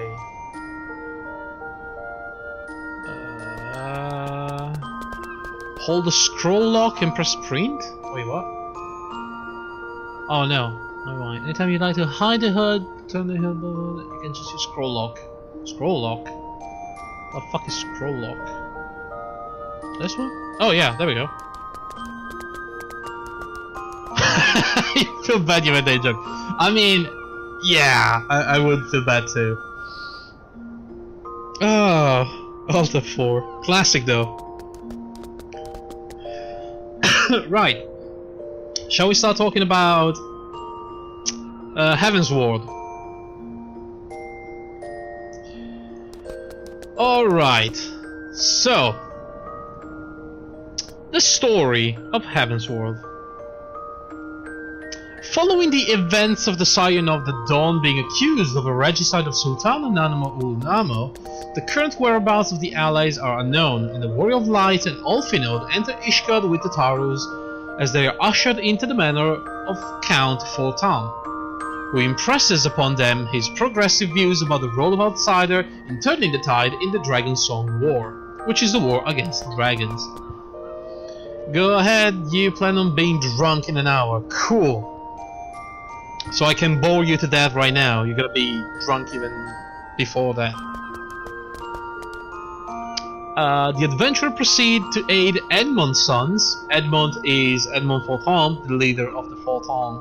Sorry, it's French, it's pronounced that way. Clan. So you proceed to aid his sons on missions in neighboring territories. One such mission resulting in encounter with an apparently remorseful Lady Isart. Remember Lady Isart, who she was the one that incited the heretics to summon Shiva to, you know, help the dragons. You implying that your voice is intoxicating? Well, it might very well be. Oh god, stop me. Just kill me now. So you find this remorseful Lady Isart along with a bird-like Vanu beastman, native of the Sea of Cloud, and the primal Bismarck, which is a ginormous whale. a flying whale. It's a sky whale. It's amazing. Upon returning to Ishgard, the World of Light find his fellow Scion accused of heresy by the Heavens Ward, the Archbishop on his guard. The Archbishop is the Holy See, the Pope, if you will. I gotta get drunk early, so it goes away earlier because I have to work. Oh, Hexe, you're working on Easter Day? Like, what the fuck? Oh no, that's Yona. Oh, see, the light of the window was not making me read. Yona, you're working on Easter Day. Like, what monster does that to you? Guys, look at the panda. Look at him. He's hanging from my shoulder. Oh, he's the cutest thing ever. You work retail. Well, yeah, but tomorrow, I mean, well, that's the USA for you. I mean, in Italy tomorrow, everything is closed. Nobody's working on Easter Day, trust me. Even bar and pubs, they close down. The only good thing about it is I have to give a fuck. Oh, I guess that's true. Anyway. So you are accused of heresy by the Heavens Ward. The player represents Tataru alongside Alfinod and pass the trial by combat to prove your innocence, meeting Archbishop Thordan VII, who apologizes for his subordinate lapse into judgment. In private, though, Thordan reveals that the Asians offered the power to win the Dragonstone War, also revealing his intent to betray them once they learn the secret. So, you see a cutscene where the Asians, whatever, they go to this Archbishop and they tell him they have the power to let them win the war, so he accepts, but he also wants to just snatch the power for himself and then just use it and fuck with the Asians.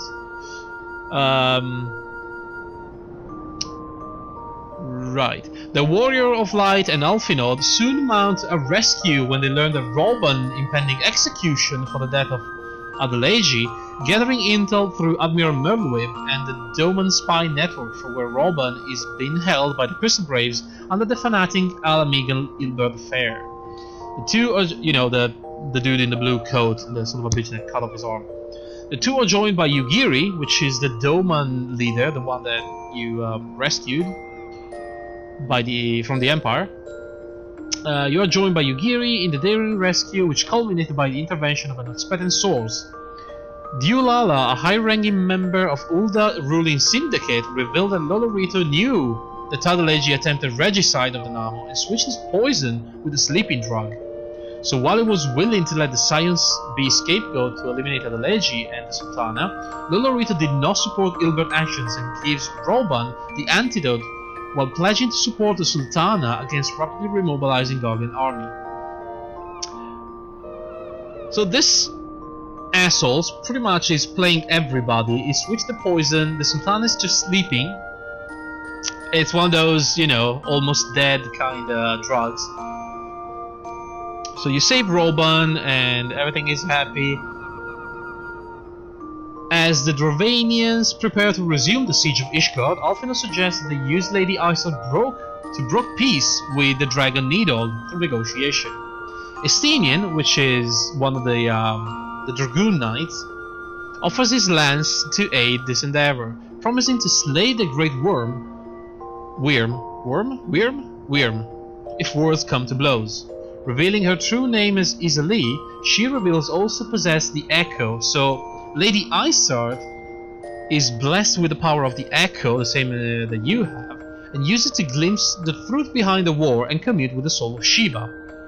And Elizin, so Shiva is the primal of ice, but she was also an elf, who fell in love with the dragon, Resvelger, allowed man and dragon to coexist peacefully for 2 centuries until Thordan's ancestors grew envious of the dragon power and conspired to steal Nidhogg eyes, the source of the strength of the dragons. So pretty much, in ancient times, dragons and humans were just hanging around together happily because of this human and this dragon falling in love with each other, right? But the humans started to organize, and they grew envious of the power, and they started to cut off their dragons' eyes in order to use their powers, and so the Dragon War began. blah blah blah, claims the origin of the Dragonsong War. Yeah. Aiming to avoid further bloodshed, easily agrees to take the party to parley with Resvelgir for his aid in ending the war. On their way through the Drovanian forelands, they aid the dragons loyal to Resvelgir by defeating Ravana, the primal insectoid, who was emboldened by the Asians to encroach on dragon territory to fuel the primal. Resvelgir's daughter Vidofnir allows them up to the Somal Peak as a tank. Upon reaching the summit of the Churning Mist, they encounter an idiosyncratic tribe of Mughals who claim the patronage of Resvelgir, in exchange for completing dozens of menial tasks, by which they mean a bunch of side quests of very silly and stupid nature. The Mughals agrees to call for the Great Worm. At their meeting, easily invokes the name of Resvelgir beloved Shiva, but reveals the primal she becomes is actually a mockery of the real Shiva. Resvelgir soon reveals the true nature of the war, starting when he and 6 siblings, the first brood, the son of Midgardsorm, the dragon that crash-landed into the lake, were brought to the newly created Hydaelyn by the father Midgardsorm. Resvelgir, Ratatosk, and Nidhogg settled in Ishgard and were encountered by the Elysian settlers, with the memory of their death and their brood brother Bahamut at the hands of the Allagan Empire. Still on Nidhogg's memory, but love between Shiva and Resvelgir brokered a peace between the people, cemented when Shiva and had Resvelgir devour her, so her soul would be with him eternally.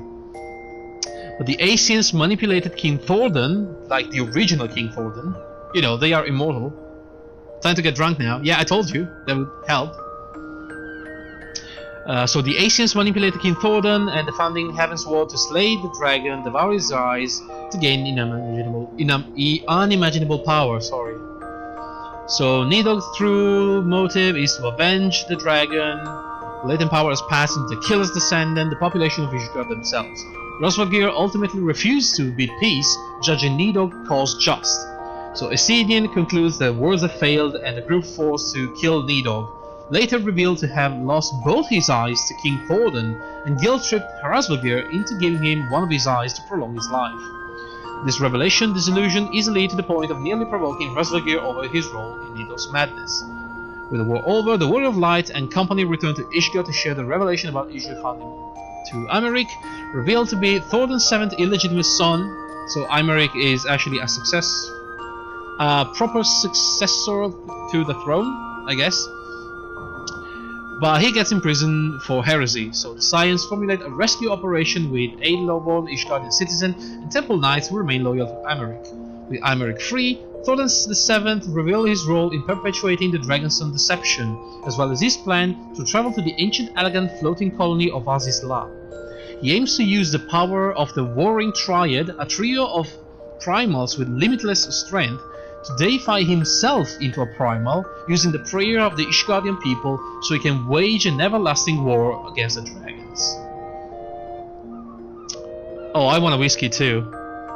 So, okay, let me just fix the tea, and in the meantime I'm gonna tell you what's happening there. So pretty much, you try to broker peace with the dragons. You cannot do that because of everything that's happening, and because the dragons themselves think the war is just.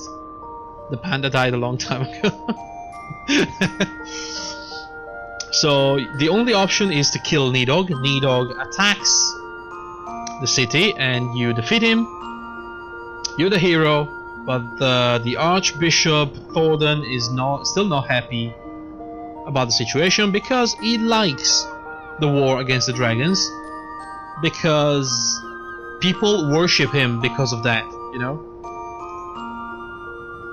Oh god, this is a very delicate process. Right. Oh boy, Jesus Christ. Oh, this is a bad idea.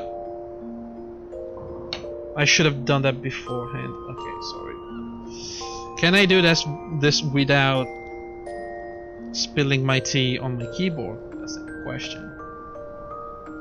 Maybe. I did something. I'll take it. Fuck it. There we go. And so, Imerix gets in prison. Did you have a monologue and then have trouble with the basic function of tea? Yes, that's exactly what happened.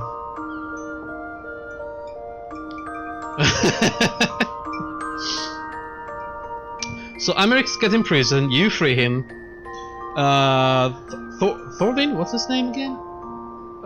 Thordan. Thordan pretty much uses the Eye of Nidhogg to open a way to this ancient Allagan fortress, which is pretty much a containment unit for these 3 primals. He goes there, uses the power of the primals to turn himself into a primal in order to fight with the dragons forever. Again, you go there, you pretty much defeat him.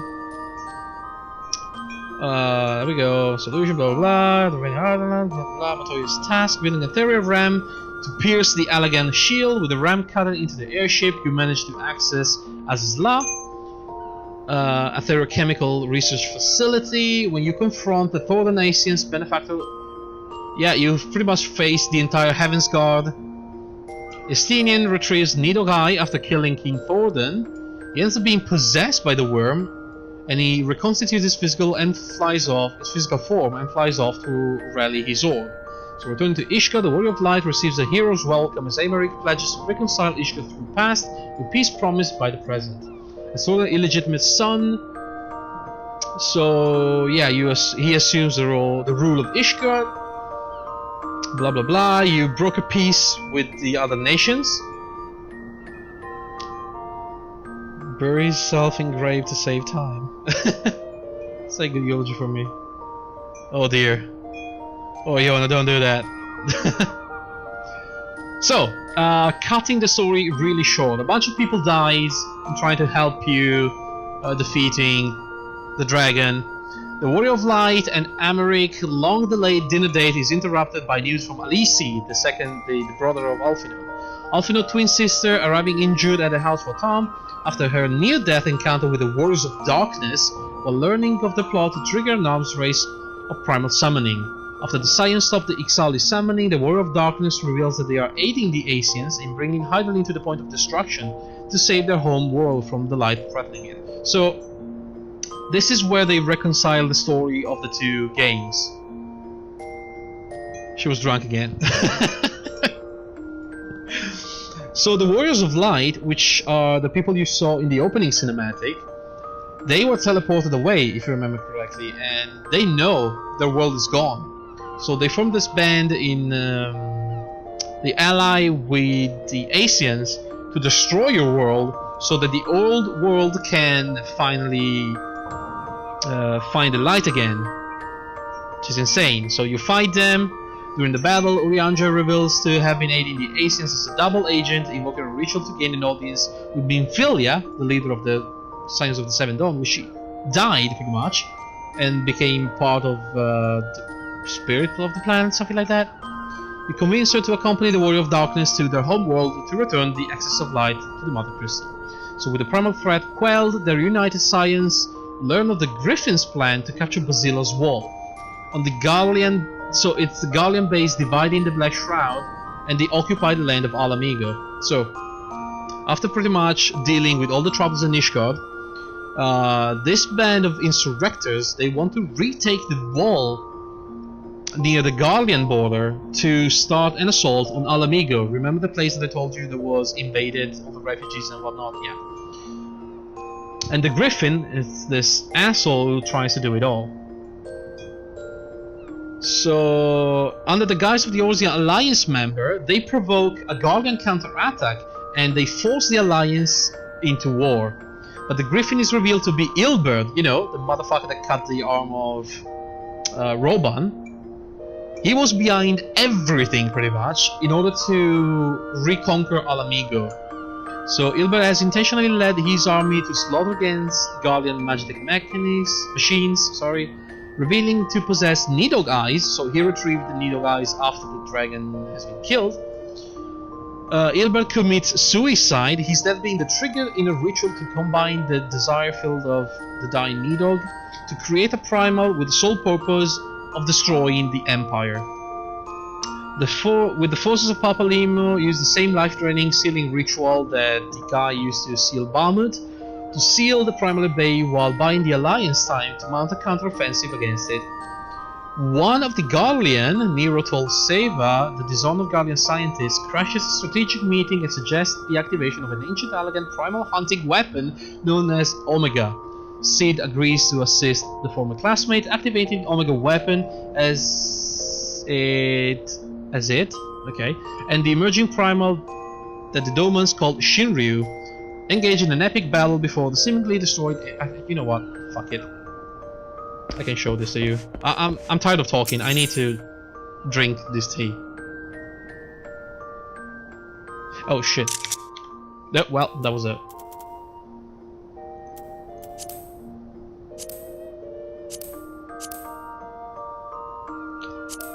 Right.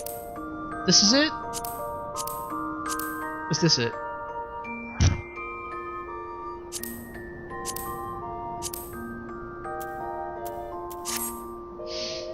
Oh boy, I need to drink some tea, so just...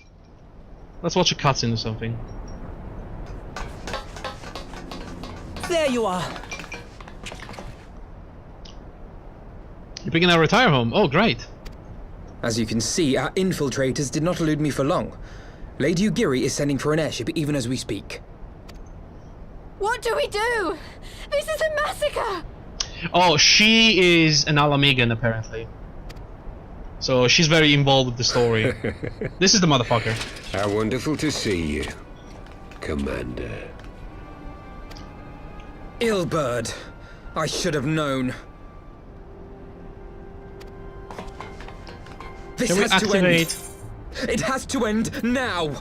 Yes. Do you not see your countrymen dying? Have your ideals rendered you blind even to that? Order the retreat, and we will help your soldiers to safety. It's not very fast though, is it? Retreat? With the moment of my triumph so close at hand. You truly are a sheltered child, Leverrier. Okay, this is a bit better.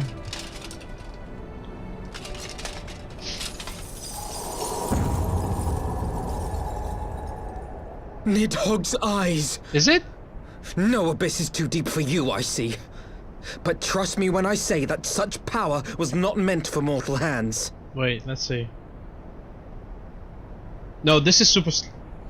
How long have I struggled to reach this point? My countrymen so inured Yeah, those to were the taste eyes of defeat, the dragon they no Nidhogg. longer balk at its bitterness, shouting my throat raw with rallying cries, only to be greeted with dull eyes and blank faces. My brothers and sisters in Ulda have surrendered to their apathy and their appetites. Were it not for the glint of Lodorito's coin, I doubt even those here now would have answered my call. Take back our homeland! Free Alamigo! Ha! They'll happily mouth the words, but they won't spill the blood. You say no mortal should wield these eyes? Then I shall gladly become a demon. I will suckle on the souls of the hopeless and liberate the homeland they no longer deserve. What exactly do you mean to do? Did you hear their cries as victory was snatched away from them? Even with their dying breaths, they cursed the Empire. Never has their desire for vengeance been so raw, It would be so true. very hilarious, A Yona, god but no. has no need of faith when summoned by so pure a purpose. I wish though. Summoned? You cannot mean to fight the Empire with a primal! You know full well the danger, the futility of relying on such power! No goggles? Oh yes, 0 out of 10. I know their limitations. Which is why I will call upon a deity more terrible than the very black worm of the calamity itself. It is worm. God damn, I was right.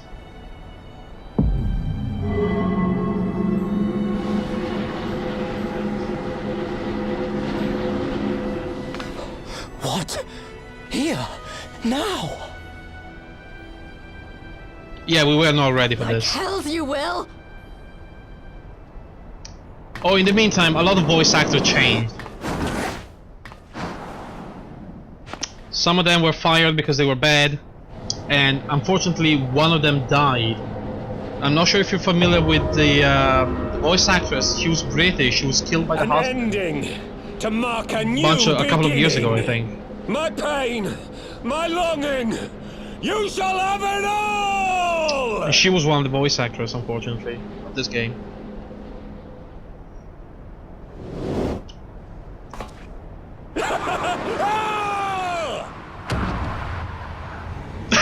Those fucking faces, though. Oh my god.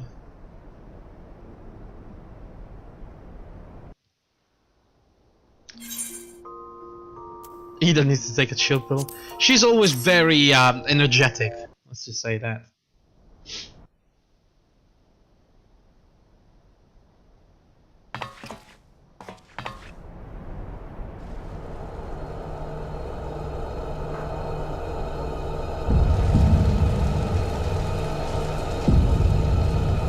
He's using all the corpses, all the dead people. The resentment of Needog as well in the eye. Oh my god. He's really dead, isn't he? Look at that face. He's clearly not well.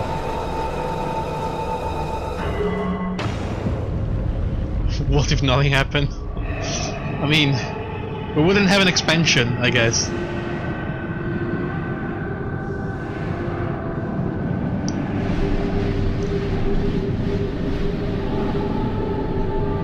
God, I made this tea extremely sweet. I feel like one bag of tea was enough. But no, something does happen.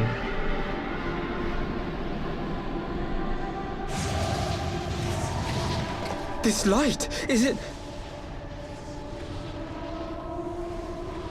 His death completed the ritual. The primal is taking shape. Well, can't we stop it? There must be something we can do!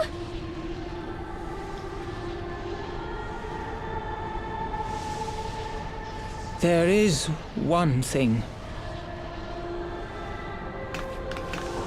What? Hey! Where do you think you're going? Master Louis Stop bullying me. contained Bahamut by means It's of a potent fine. spell of sealing. I will now attempt to do the same. But that's impossible! We would need hours to collect the necessary ether, if not days!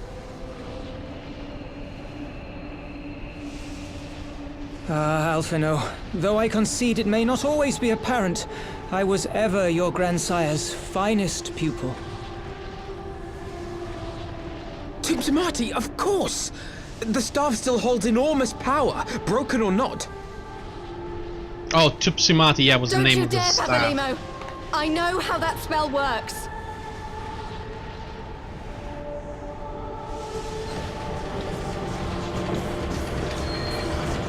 Oh, that is Tancred after losing an eye in the fight. It is time to leave! This is Lady Yugiri, the leader of the Doman refugees. Quite right! Quickly now, off you go! The further away, the better! No! If you're staying, then so am I! No, Ida! There is a path only you can walk, and it must not end here, not like this! Not like this! How can she see through the mask? Take her! Please, you have to take her!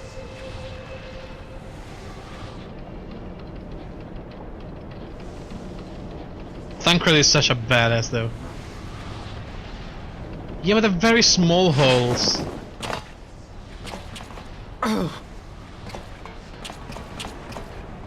What? No! Damn it, Thancred! Put me down! Thancred! This is one battle you cannot fight. Away with you! Go! What? Aww.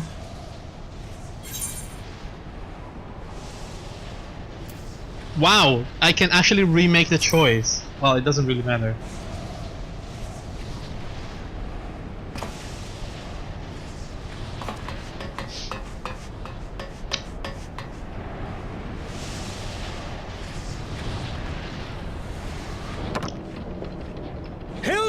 I think he means now!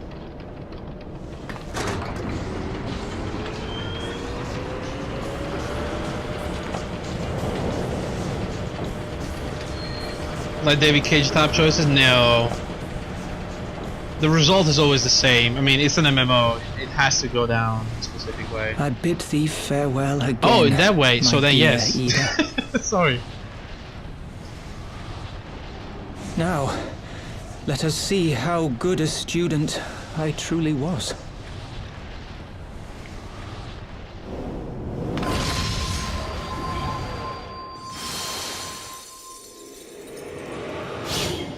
Well, see, it was actually good that we rewatched the cinematic. The one that I said, oh, maybe we didn't need to see this. In fact, we did. Because that is the very spell that the guy used on Bahamut. Except Bahamut was too strong and he broke out of it.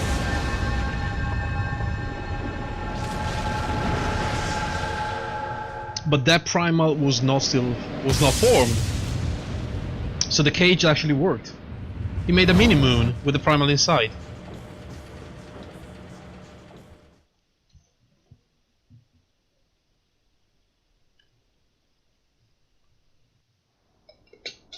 Right, finish my tea.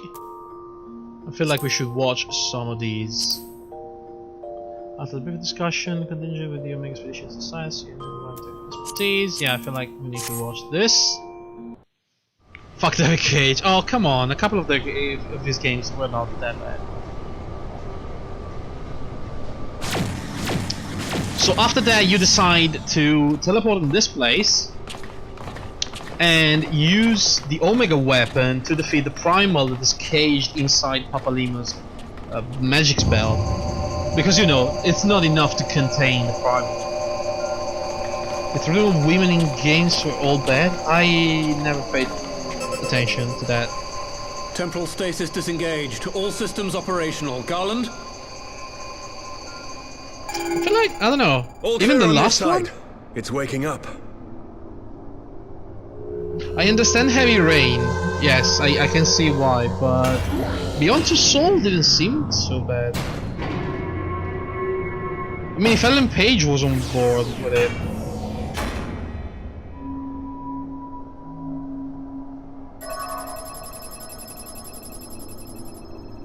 Remarkable.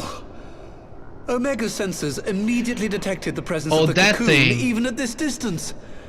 They must have been set to scan for sources of energy exceeding certain magnitudes.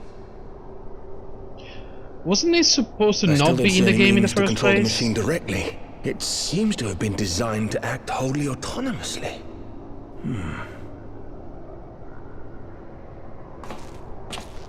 Once we release Omega, we can be fairly certain it will attempt to capture the primal at Belsar's wall. Assuming its mission is successful, our only option at that point will be to re-engage its stasis I system. remember and put it reading back to something sleep. about it. The story is bad.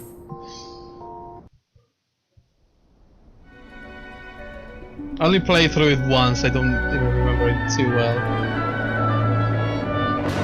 Okay, so the cage was breaking down.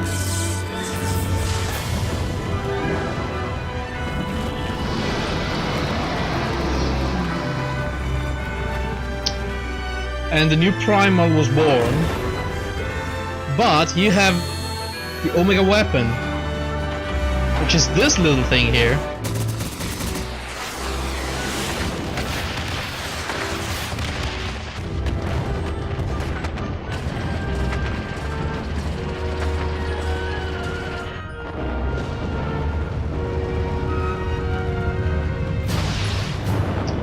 But the dragon doesn't give a fuck.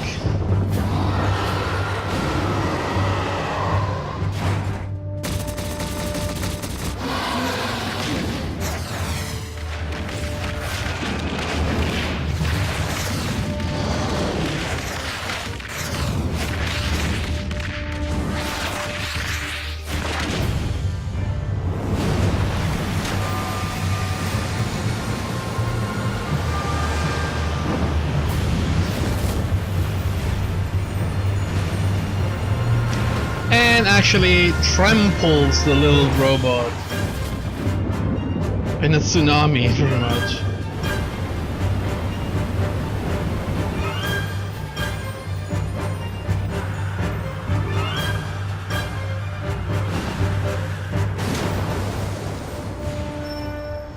But the little robot is made specifically to fight these kind of monsters. So there he is again.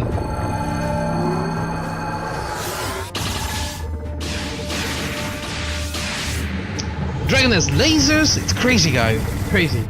The robot has lasers.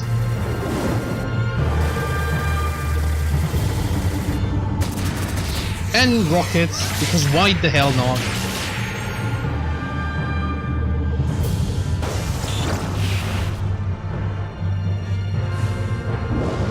Dragon vs. Beetle.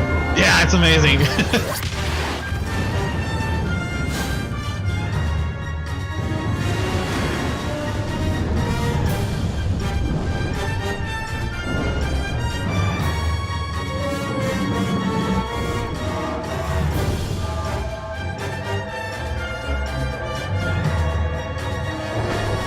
Dragon prepares his final attack.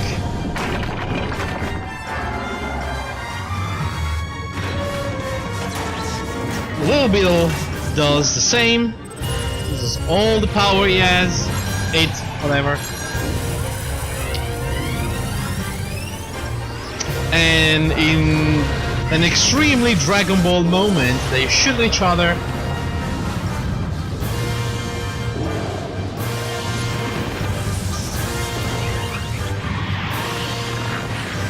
And everything goes boom.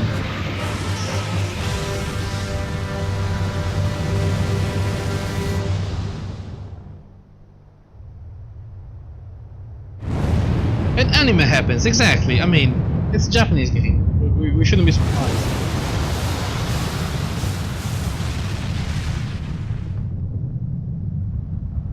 Yeah, that was the most anime moment in the entire game.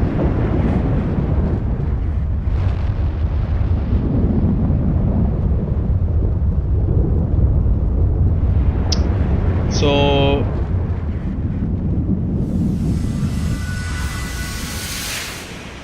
there they are.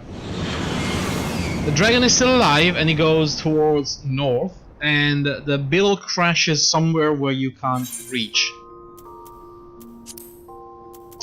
So I think we should watch these just because I need to remember what was happening, and then we can start finally playing the game.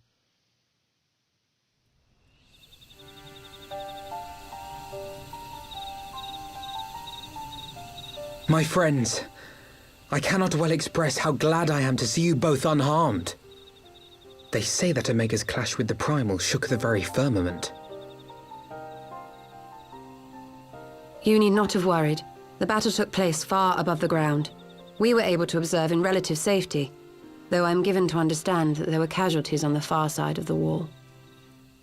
Right. It was like watching a nightmare unfold before our very eyes. Ilbird's primal manifested in the form of a colossal dragon, a being of pure violence. It burst forth from the cocoon with such terrible force.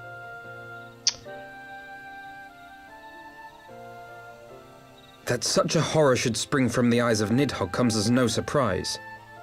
Nor do I wonder Maybe Soricus. No, they never do. Announced it in the moment on the little prior to his Lalafell, death. they never do.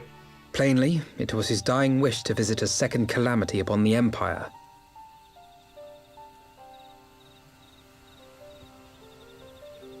And I am quite certain the abomination would have obliged had it not found itself outmatched by Omega.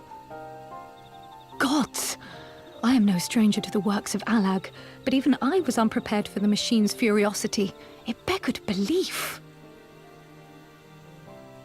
How are you doing, Geekus?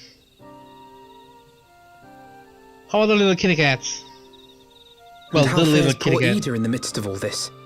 Have you spoken with her? She is up on the platform, lost in thought. We deemed it best not to disturb her, but mayhap she would welcome some company after all. Shall we? Watch Kino's Journey. No, not yet. I cannot find it legally, so, you know.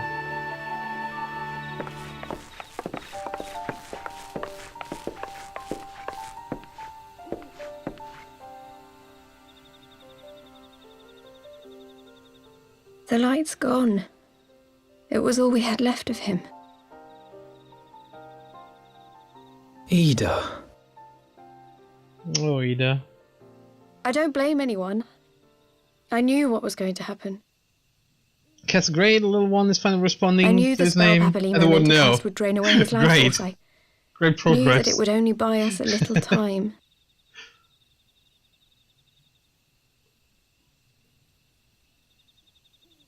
So she was always around with the little one, the one that kind of... Oh, this is the first time you actually see her face.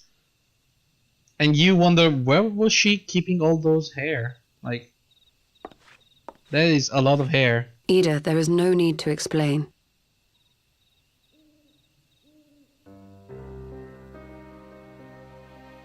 But there is. I can't hide in Papalimo's little shadow anymore, and I shouldn't hide behind my sister's mask. 20 years ago, on the day the Empire marched into Alamigo, I was still just a child, not even 5 summers old. My father had been one of the leaders of the revolution. He had fought to overthrow the Mad King, Theodoric. And my sister had fought alongside him. But she was strong and kind, and always knew what to do.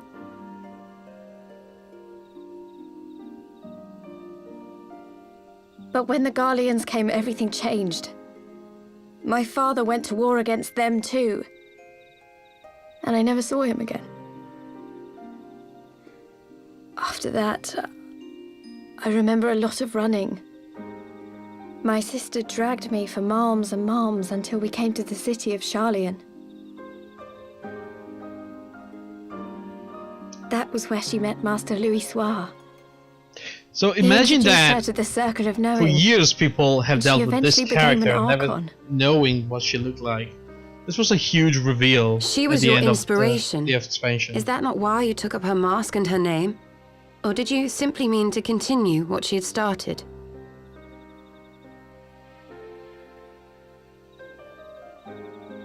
You've known all along, haven't you? That I wasn't Ida. Of course. We all recognized you at once. 'Twas Papalimo who persuaded us to maintain the charade. It was silly to think I could fool you. I knew that even then, but I sort of decided not to know.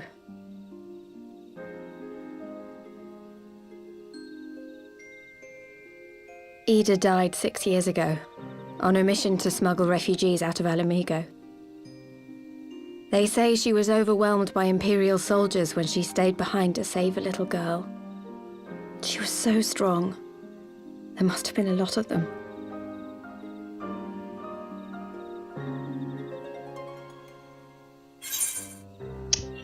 Why did you never tell me? Well, I mean, yeah, sure, I'm gonna say that, but... Oh, this is the single problem I have with this game. You are a silent hero. My real name is Lise.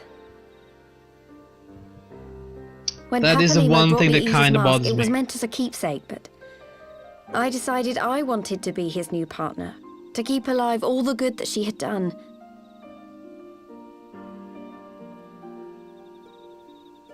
I didn't want to become Ida, exactly. Like, you talk to people At through the time, though, dialogue I options, still didn't know who I was myself. but you don't really talk And it almost ever. seemed easier to play the role. You're not voice acted, unfortunately. Papalimo agreed to help, of course, but it was never what he wanted for me.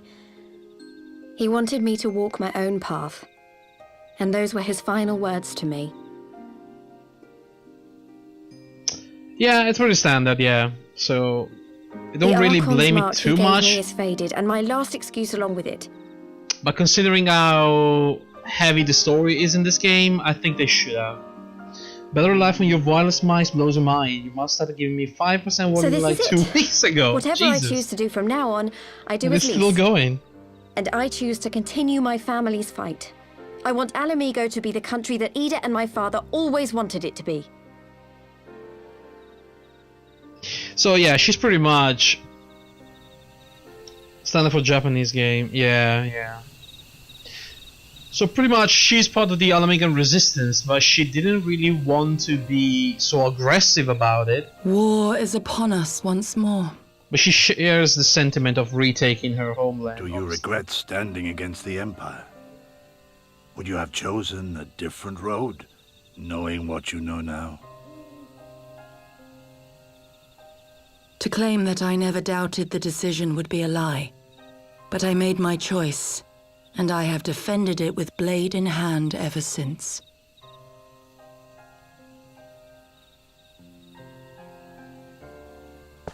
Again, these are the Domans, attacked by the battle Empire. Continues, and our steel is needed. Come, Shadow Walker, we leave for the east, for Doma.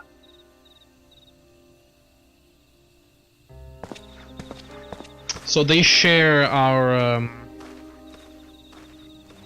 aim to defeat the Empire once and for all, to retake their homeland, I guess, as the Alamegan are gonna retake theirs. I don't remember anything after this though. Right, I was here with Alfinod. It was brave of Lise to remove her mask for so long. Though, oh wait, maybe I should remove that, yeah.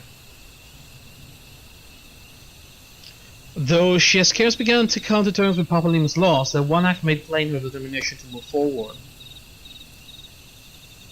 And should she ever falter, we shall be there to support her in this road she has resolved to walk. This costume feels like a dynasty warrior. Oh, come on, it's not that bad. Let us return to the Rising Stones. We have quite a story to tell to Taru and my sister.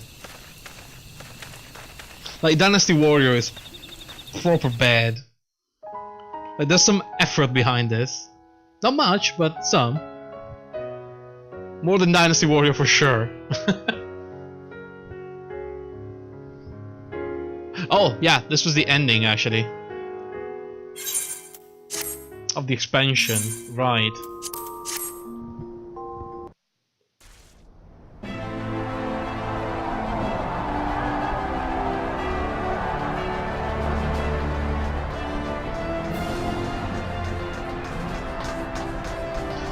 Quick march! The Imperials will soon come to their senses, and we must be ready to face their retribution.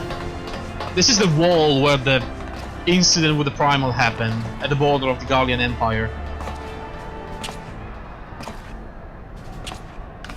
Rowan is back, obviously. It's almost time, father. Aye, almost. Stand firm, Pippin. I learned to brace myself against the charge of the Bull of Alamigo. No foe will dislodge me. Yeah, the helmets are horrible. Are properly horrible. It's okay though.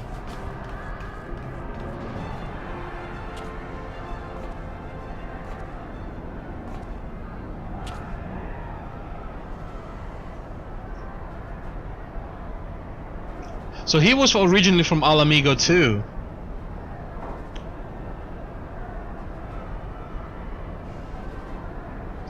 Very well, Ilberd. I will take our homeland back. I mean, right now the war kinda started, so for the both of us. There's nothing they can do about it anymore.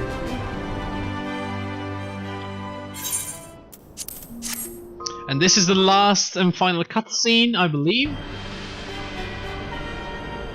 This is the Gallian Empire. That is the new Emperor.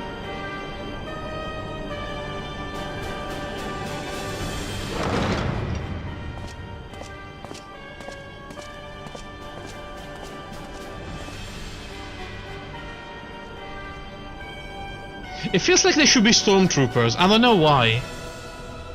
Sometimes I see a lot of similarities between Final Fantasy and Star Wars.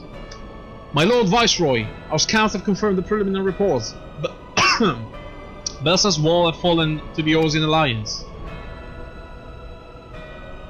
The hunt for Omega and the unknown icon continues. Though both yet elude us, my lord, the battle caused considerable damage across the region. Should we perchance divert some of our forces from the search to undertake necessary reconstruction works?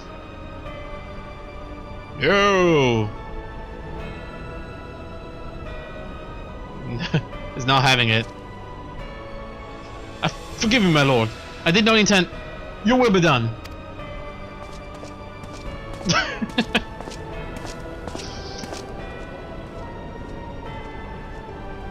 Didn't even answer.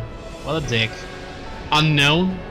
My spies. No, this is not the new empire. This is the one that wants to be empire. My spies tell me the Domans call it Shinryu, and that it proved a match for Omega. Yes, the coming days promise to be most interesting. Most interesting. It's got third eye.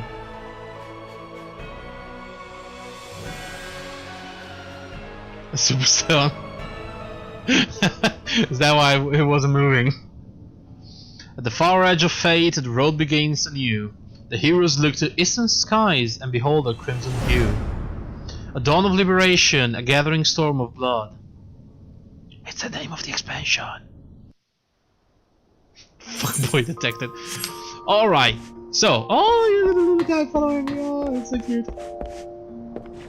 I played this game for a while. I was a tank. You map all your skills to mouse buttons, then modified plus mouse buttons. Took me off and forgot all the combos and shit. It was too late to relearn control. It's so complicated. Like, this is on one of the easiest character, and I have this.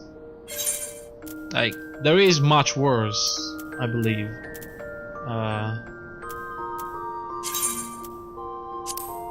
No, Samurai is another one of the easy one. So it's only 2 bars of skills. Look at him though. Freaking cool the Samurai is. Yeah. I have a bunch of classes. You know, the pro of this game is that you don't need to make alts. You can level up as many classes you want with one character. Which is great. My Bard actually looks fucking amazing. Look at this, dude. Yeah, this is great. I'm still not sure what class to play in the expansion. We're gonna choose together, I guess. Yeah, the Dark Knight is one of the most complicated. Look at this. This is not even... This is level 50, so... You still need at least 5 more skills, or 6 by level 60.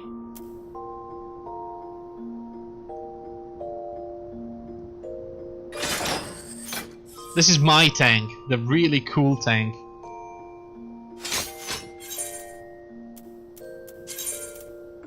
The Dragoon as well. This is another one of the complicated ones. Like, his rotation is super complicated. It's cool though. And you know, we have a visor button if you want to be cool. Final Fantasy is just so extra. What do you mean? Eventually I'm gonna level up the ninja though. Eventually. Oh, we have so many classes. Too many. So, let's quickly jump out of the game, watch the cinematic, and then we can finally start the game. Yeah? The ninja reminds me a bit of Zidane. Oh, Final Fantasy IX. The only Final Fantasy I did not like. I hated every single character in that game.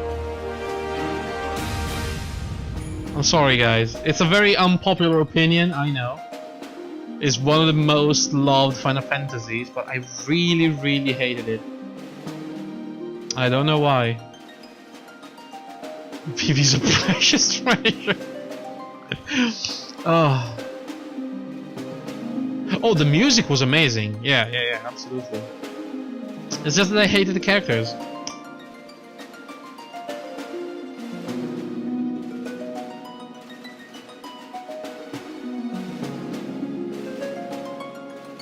And Kuja. Oh my god, Kuja.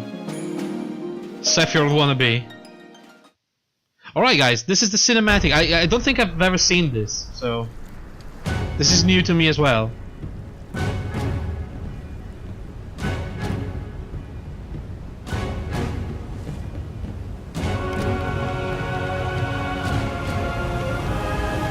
Kuja was a very confusing opponent.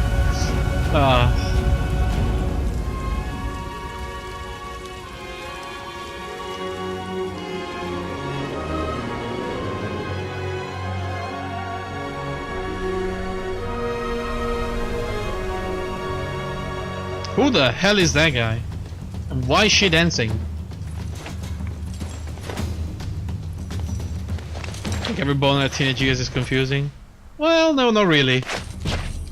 Wait, is this Ida?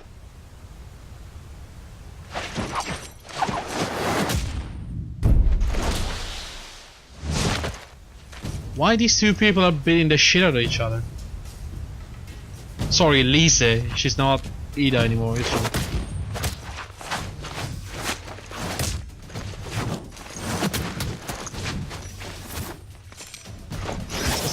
Is this just training? Holy shit.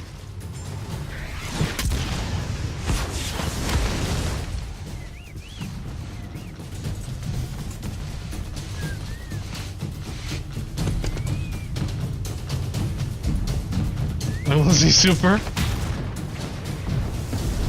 Never watched it, never will. The other one is soft jazz playing, so that's what you're hearing during the fight. I mean, sounds good. Whoa. Okay, they're freaking out now. And now kiss.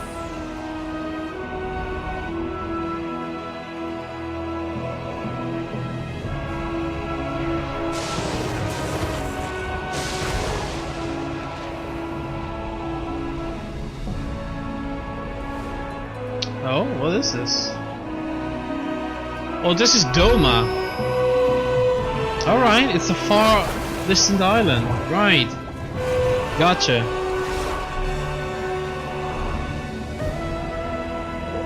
Whoa, pretty cool.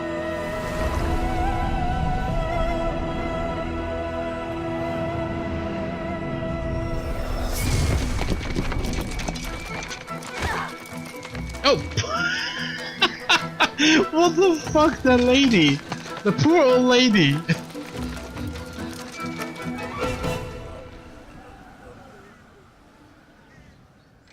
I mean, I told you we were playing Subnautica eventually, right?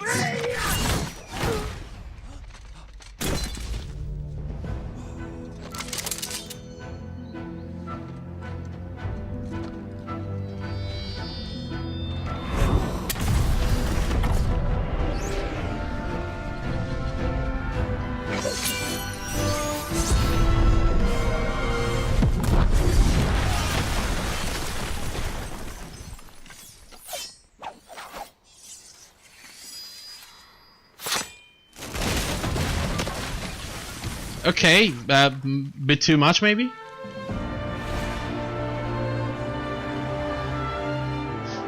Oh my god, that actually looks very pretty though. God.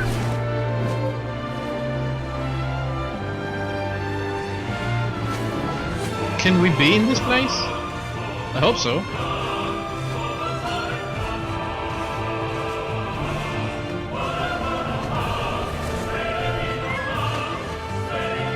Oh, there we go. Yugiri and the big dude.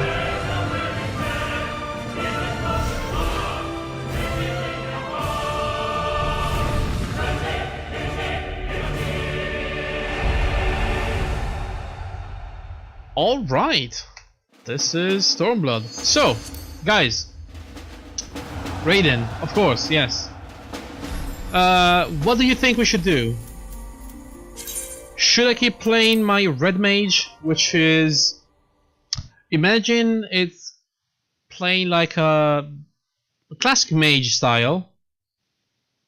So you have fire magic, earth magic, ice magic, lightning magic. But sometimes you just switch your staff, use the rapier and go straight into the fight. And you know, attack with a sword. It's a weird mage. It's a close combat and I don't know. It's both ranges, like it's long range and short range at the same time. I think you should turn it off and put on Subnautica. That's not gonna happen. I mean, it's gonna happen when I finish this story, but not before that. So the option red mage or I think the bard.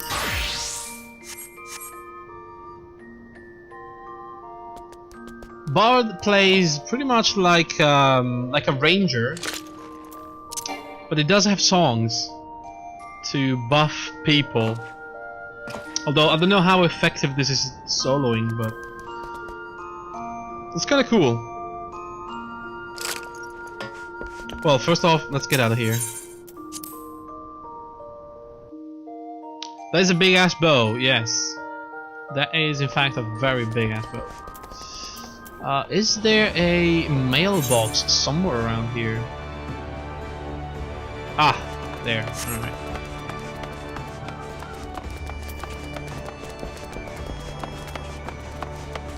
I mean, I do really like the Red Mage. It's a new class. It's not new anymore, but it's one of the newest classes. Oh, it's Easter! There's some sort of event going on. What? Look at all the eggs!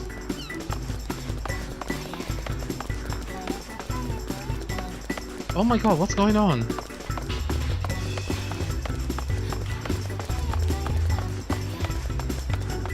Dear me. Okay. Hey Moogle. Look what we have here. 2 new letters have arrived just for me. Final Fantasy Dev Team, thanks for playing. Here's a bunch of clothing. Very cool. Thank you for playing. Even more clothing. Thank you. Okay, what did I just... How do I open my inventory?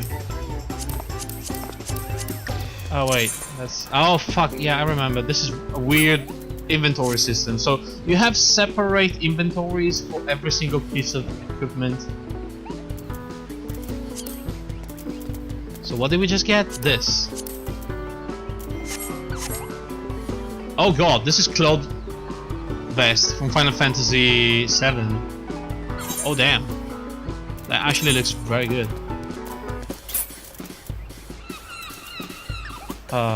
Strife. Yeah. I don't understand the music, but it probably has something to do with the event, I believe. Strive legs and strive shoes. Yeah. Can you eat the eggs? Not really, no. Oh, cool costume, I guess. How do I open my gear inventory? Oh god, so many buttons.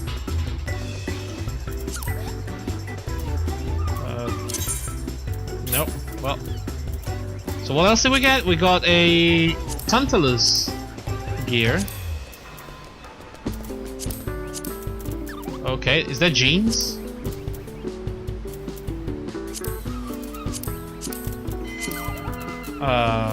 Tantalus vest? Is this Sedan vest? Or is this Final Fantasy 12?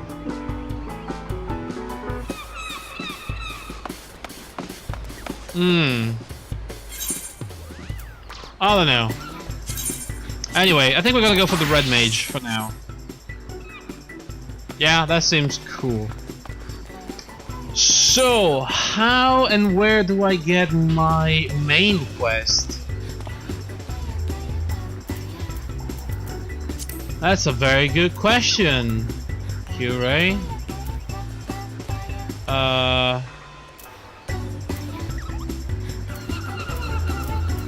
I have no clue. Is it gonna be Mordona? No.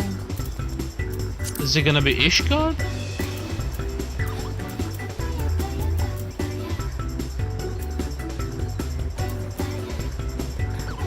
God, this music is killing me. Can I move somewhere else?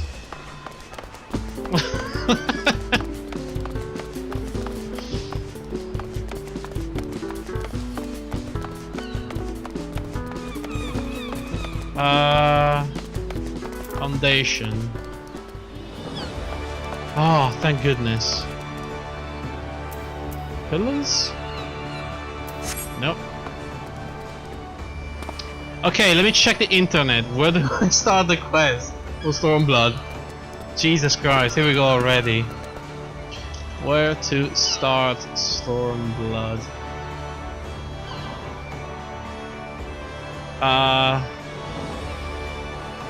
Beyond the Great Wall from Alphenod in the Rising Stone.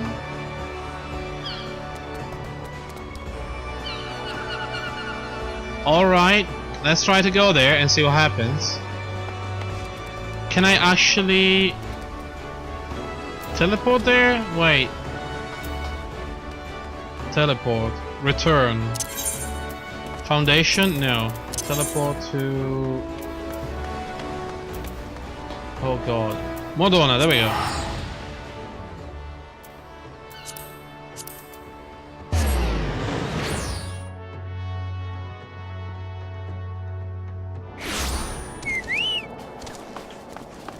Right.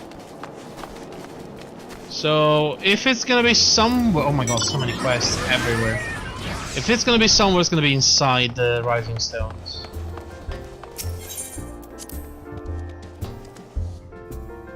Which is our permanent base of operation, I believe. Ah, yeah, there we go.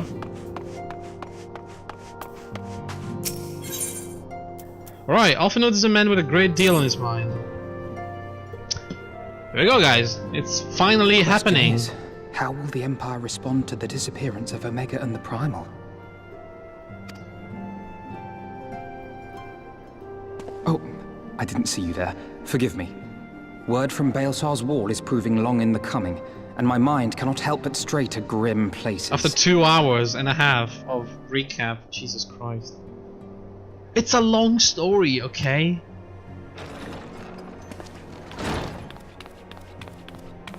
Alphino, a message from the Alliance. Right. It's about time. Pray summon the others at once. Yes, sir. Oh god. I mean, as Ickes says, those voices will never fit the characters, like, ever. General Uldin reports that his forces have secured the breach in Baelsar's wall. Right.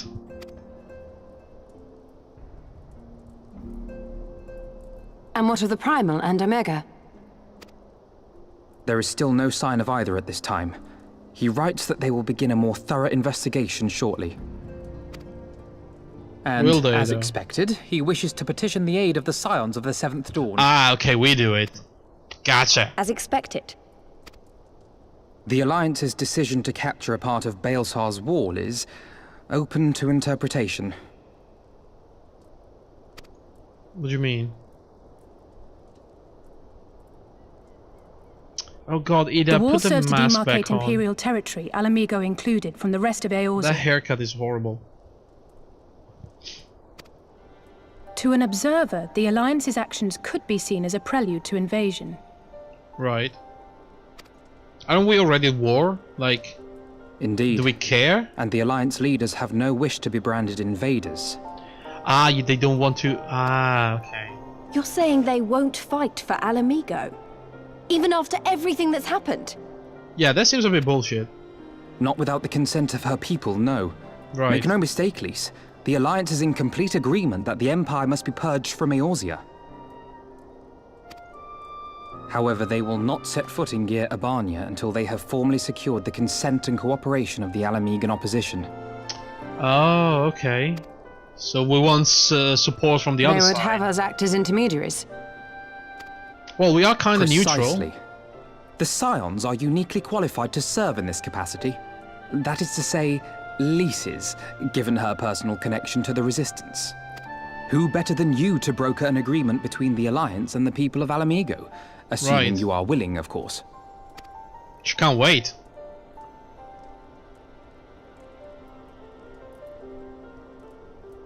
Of course I am. You know I'd like nothing more. Right, calm down. Jesus. As for who should accompany you on said diplomatic mission, I had a mind to volunteer myself. Oh, you're coming with. Okay. Well, You have that to- covers the talking part. But you just know there'll be trouble along the way. Are you available? You gotta give it to Alfinod, like, he doesn't have a lot of, you know, power or strength or fighting capacities, but he's always there. He never ever not participate in an expedition on something dangerous, so props to the guy. As if you have to ask, come on, it's a new expansion, we have to. Thanks. It means a lot knowing you'll be there. I too shall accompany you. Such endeavors are seldom hampered by a surfeit of healers. Right. So we're all going? Allow me to offer my services as well. Who's staying? That's the question I have now. spent quite enough time here of late, so I'll be coming. But we Okay. will need someone to keep an eye on things. So everybody's coming. I trust you have no objections? None, my lady. Gladly shall I continue to serve as caretaker of the Waking Sands, and there keep watch for signs of primal and Ascian activity both. Of course. As capable as my learned friend undoubtedly is, there are some troubles that may prove too much for a single scion, on account of which I mean to stay. No, I like Thancred. Come with us, look at It you. is settled then. Let us each see to our preparations.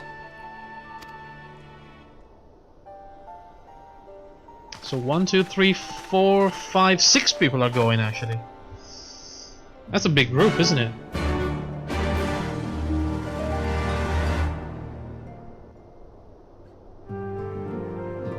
Alright, I guess we're moving towards the border. Speak with Alfino. Hey there.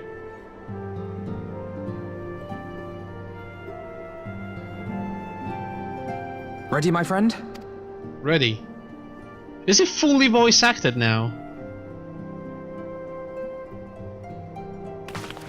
Well then. Tataru, I leave the rising stones in your capable hands. Although these are the first quests, so maybe... Don't worry, Alphino. I'll see that the place is still standing when you come back. Oh, fuck you, Tataru. I've done so many quests for you. God damn.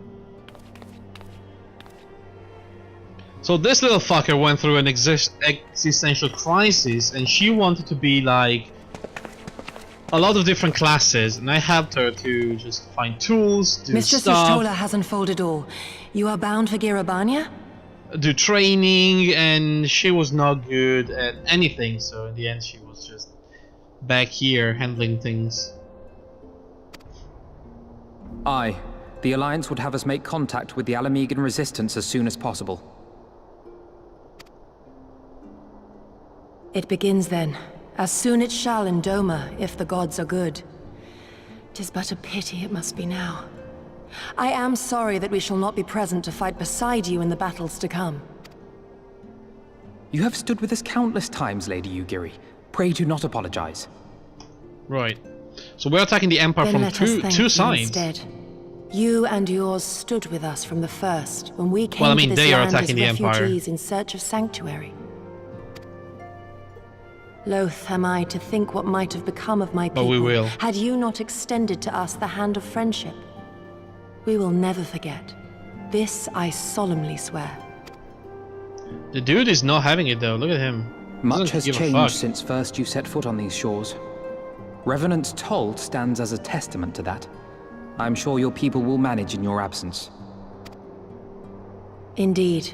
They have built a new home for themselves and no longer need me to shepherd them. He The doesn't time give has a fuck. come Look at for his face. Gozetsu and I to return to our master. Oh, Gozetsu, To that's the our name. home. I know how you feel. It's time I went home too. Though our 20 battlefields be a years. 1,000 mounds apart, our purpose is one. Let all men hearken to the clarion call of freedom, of liberation.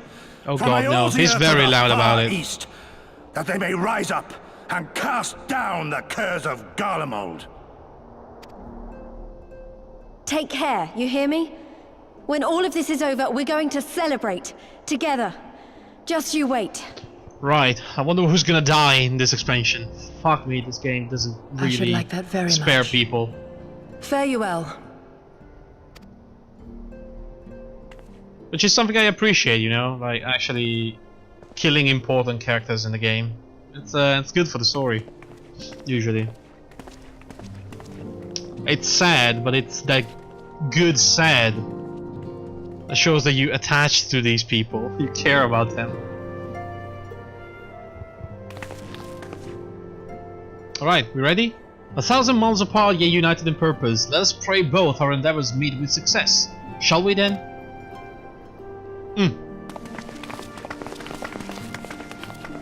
Oh, what's up? Wait, not just yet. I knew I'd forgotten something important, Lisa. Could you come with me? Oh, right, she makes the clothes for everybody. Me? What? Now? Alright then, if you insist. She's probably gonna have a change of clothes. She's the only character that hasn't changed since the beginning. Everybody else had a new outfit. Ah, here we go. Told you. Called it. Hello. Oh, can we do something about the haircut though? Jesus.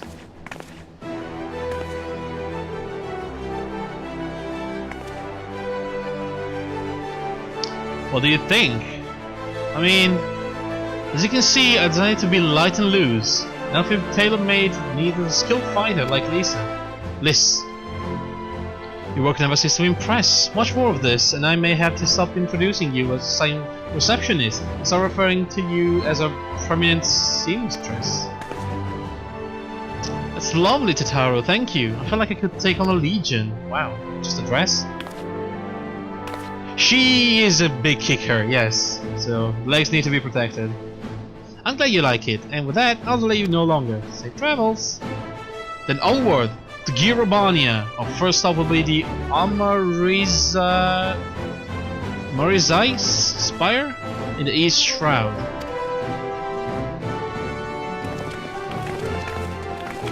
Here we go.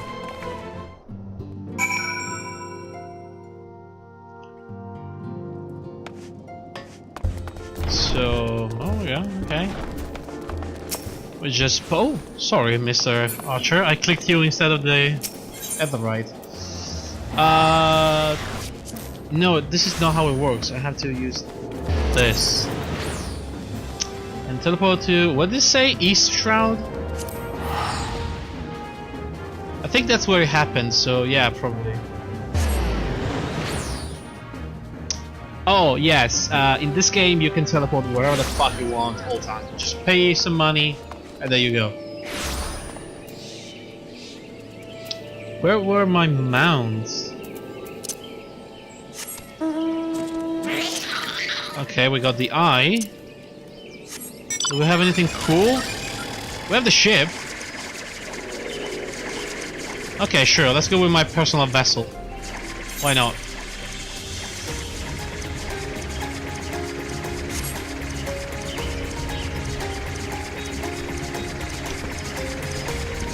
To be an MMO, I gotta say, this game looks fantastic. The least player-friendly MMO you've ever tried? Yeah, I remember stuff about it. Although I didn't have bad experiences with it. And I certainly have very good experiences with Final Fantasy 14. Wait, can I move the chat? Hold on. There we go.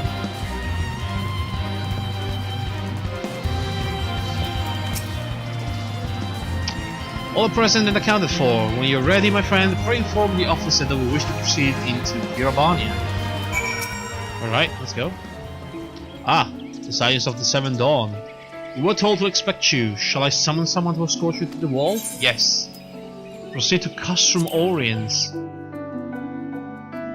Here we go, guys. We are officially in expansion zones. Oh, what's happening? Cutscene? Big cutscene? Oh, what? The hell is this? So we are there. And we're moving over here. Gotcha. Yeah, no, I got it. Wow, they made it very, very clear.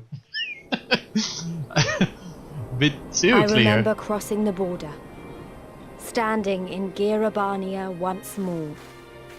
Me and my fellow scions, the warrior of light among us. Looking good as well.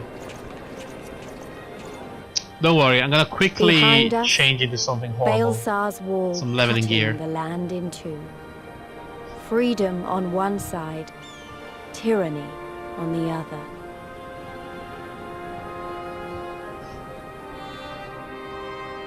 Tyranny and the promise of a new beginning. But one that could only be bought with flames and blood. There's gonna be a proper war here.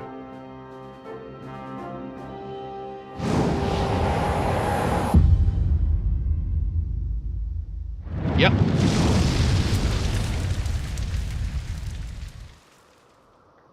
Okay. Things are heating up. Am I right?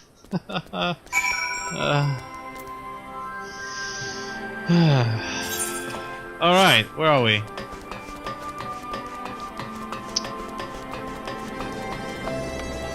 Let's attune to the Aetherite first.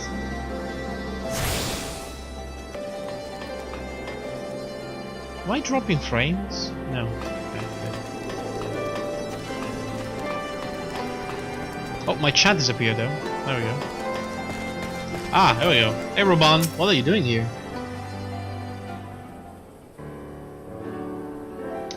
Greetings, Science. On behalf of the Eorzean Alliance, I welcome you to Custom Orients. Thank you, General. We're relieved to hear that your forces secured the wall without incident. Have the Imperials made any attempt to retake the Custom since then? None. Save for a few skirmishers between our scouts and the patrols, we had barely any contact with them, but we all know it's only a matter of time before things escalate. As if attacking Baelsar's wall weren't enough, Ilbert summoned the Primal right on the doorstep, and Garlemald is not like to let a show of defiance go unanswered. It was the declaration of war, even if it was not Ilbert's to make, and now we are bound by it, for weal or for woe. The Science stand ready to serve, General. What would you ask of us? I said in my message, the Alliance will not proceed without the support and cooperation of the Alamedan people. We would have you serve as our emissaries and make contact with the Resistance. Consider it done, General. We won't let you down, I swear. Alright. Then I'll leave you to it. Godspeed. Oh, hey Sid. Ha! All of the Castra in the world, you walk into mine. Wait, is it yours? Master Garland, what brings you here? A certain missing elegant weapon and draconic primal, or Megan Shinryu, I think the shinobi called it. Anyway, we've been studying the Trail of Destruction, hoping it might lead us somewhere, which it has singularly failed to do. Then this like Omega fell to Earth in occupied territory, meaning it may already be in Imperial hands. Even so, it bears repeating that we engage the Caesar system. Assuming the command was received and executed successfully, the weapon will be of no use then. Assuming, we should hurry up and find it regardless. Ah, right, I remember. When the weapon collided with Dragon, after the encounter we activate stasis mode, so wherever it is, it should be completely inaccessible, aside from those guys. All the more reasons to reach out the Resistance. If we want to press into Girabania, we'll need their blessing. Everyone's counting on us. Let's not waste any more time talking. Yeah, that would be nice. Thank you. But let's waste any more time nodding.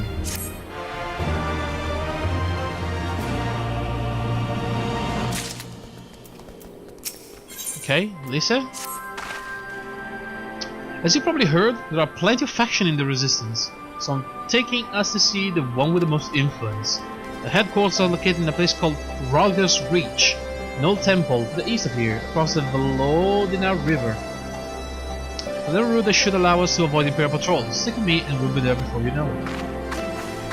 Alright. Stick with me and you leave. Oh fuck me, this is a big place, isn't it? Alright. There we go then. Oh, we can fly here? Oh, okay. How does that work?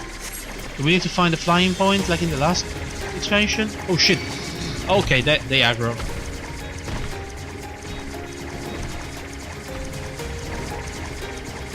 Right. Careful now. It's a Leshy. Oh god, it's a Leshen from Witcher. It's a tree man.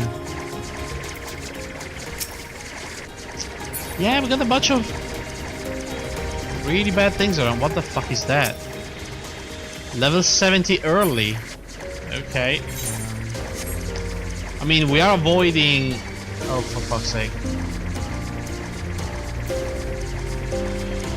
We're avoiding Gallian patrols, but we're not really avoiding normal enemies, are we? Sorry, let me really quick...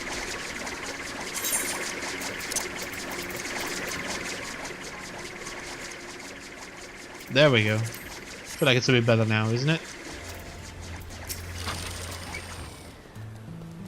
Stay with me? Good. From here we'll head northeast toward the river. Water's not too deep, so we won't have to swim. Right. There's a Leshy right there, though. God damn. Okay, can we have a smaller mount? I will feel much better. No. Like, really? We don't have anything else? Oh, for fuck's sake. Mounts. We don't have a lot of mount.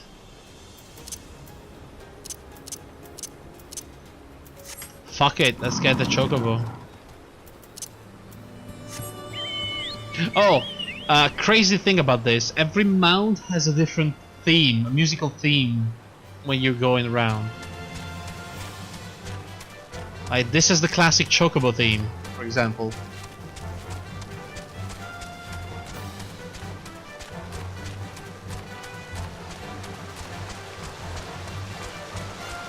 I don't know why they wasted so many resources giving mounts their own themes, but yeah.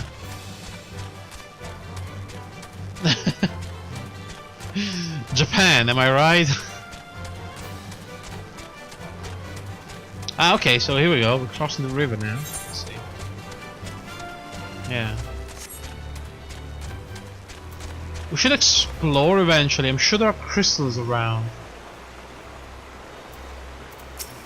Hey, Lisa. Liz.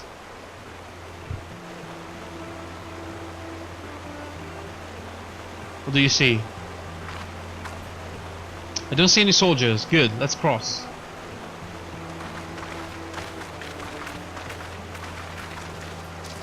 You're wondering about the tower to the south? Yeah, what is that?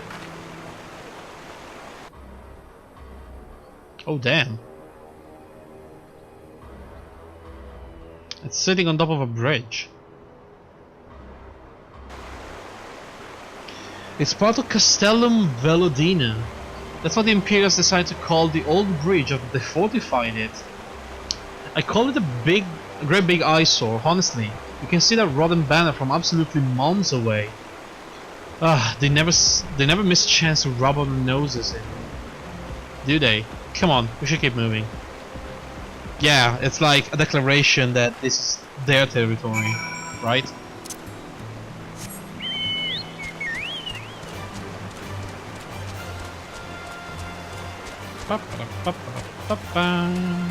What is that? What is that? It's a big bird. It's a lesser Gogna. Gagana? Gagana. Sure. Not getting near that. Oh, and the spiders. Oh my god, this place is horrible.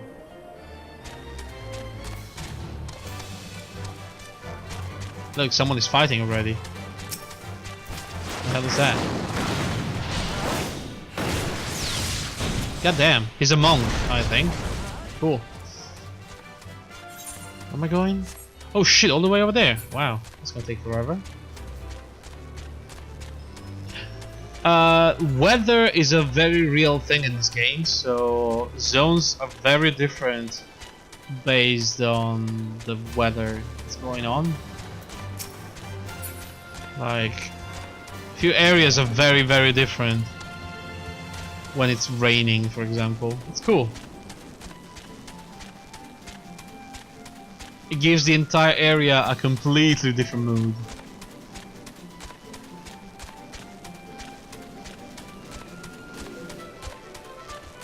Going into the oh, look at the statue. That was in the opening, wasn't it?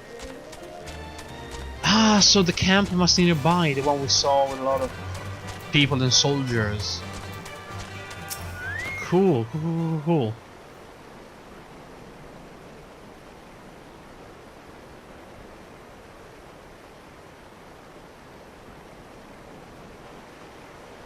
We're here.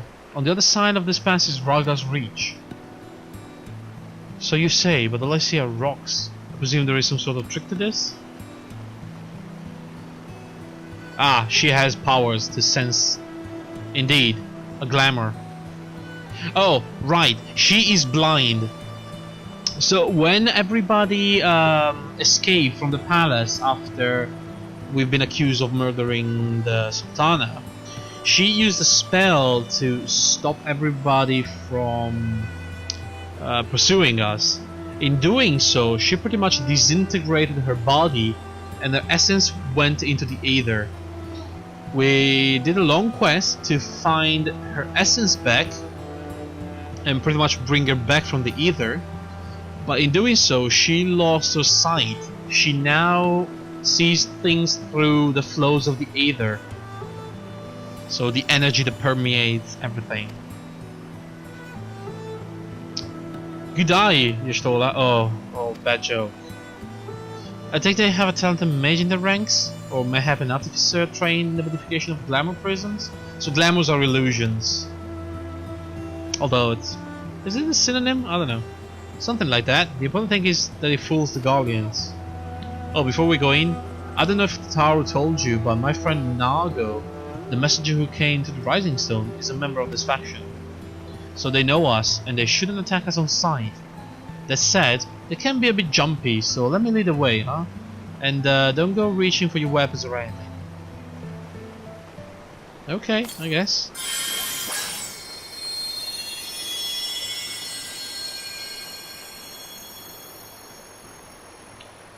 And with a sprinkle of demasking dust, all is laid bare.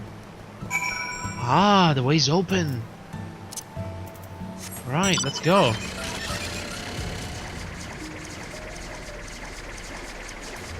This fucking airship, I swear to God. Most of the mounts you get through quests or by defeating the hardest difficulty in the raids and the primal challenges.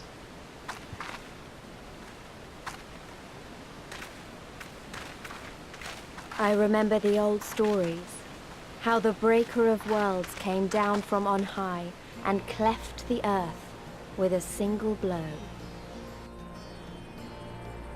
Ralgar's Reach, a holy place and a fitting home for the Resistance, for the brave and the true, the loyal sons and daughters of Alamigo. Right.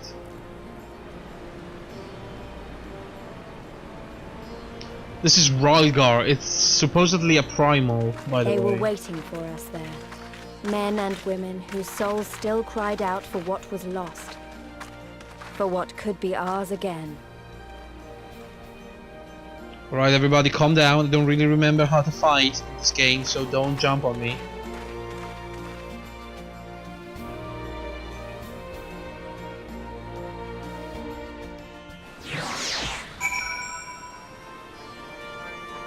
God, I should really attack some random enemies before going into the missions. I need to remember how to fight. Holy shit though, look at that. Like, look at that place. It's very cool looking. Oh my goodness. Oh man, this game always impresses me with the views. Like, if you look at the texture from very, very close, they're not that good, right? It's an old game, but at the same time, many games they don't have really high resolution textures when you look them from very, very close. But Jesus, from the distance, look at the effect. They have great environment design, I believe. The UI is very intrusive, by the way, in this game. There's a lot going on. I don't think you can resize it even. You forgive us our precautions, but we couldn't be sure who has crossed the barrier. We see you now for who you are, though. Science of the Seven Dawn. Actually, can we resize the UI? We can change the layout. Like this can go there, for example. Why not?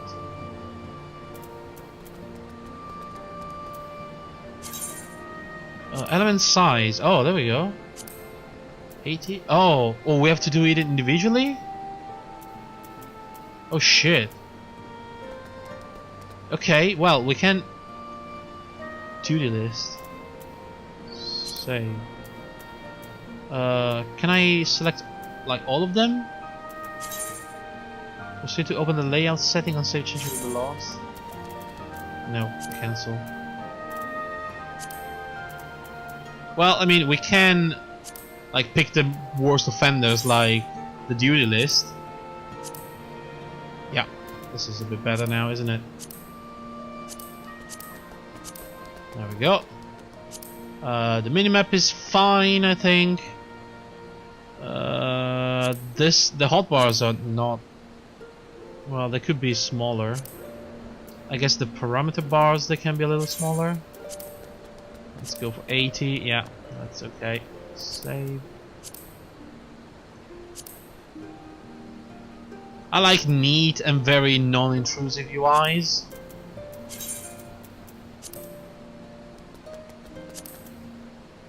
This is useful, by the way. I need this somewhere like here, probably.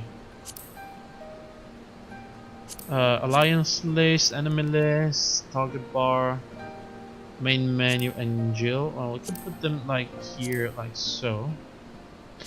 What's the balance gauge? That is a class mechanic. So for the new expansion, they went and changed how most of the classes work.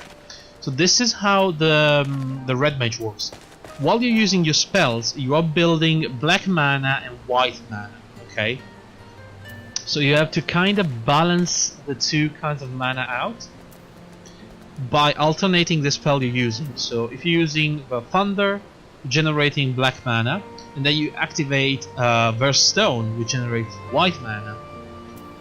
Then you go into Ver Arrow, which generates white mana, and you activate Ver Fire for black mana. When your gauge is like very high with both kind of mana, you can start using these, which are the melee attacks. They uses black and white mana at the same time. That's a pretty sword? Yes, it is. It's a really pretty sword. I found it in a boss fight, I believe. It's an augmented hailstone rapier. So yeah, the trick about this class is balancing the gauges, but every single class has a different kind of bar. For example, if I go with the Bard, you can't say anything right now, but if I am... Oh yeah, no, you can, look at that. Can I... Oh no, I don't think I can activate the balance.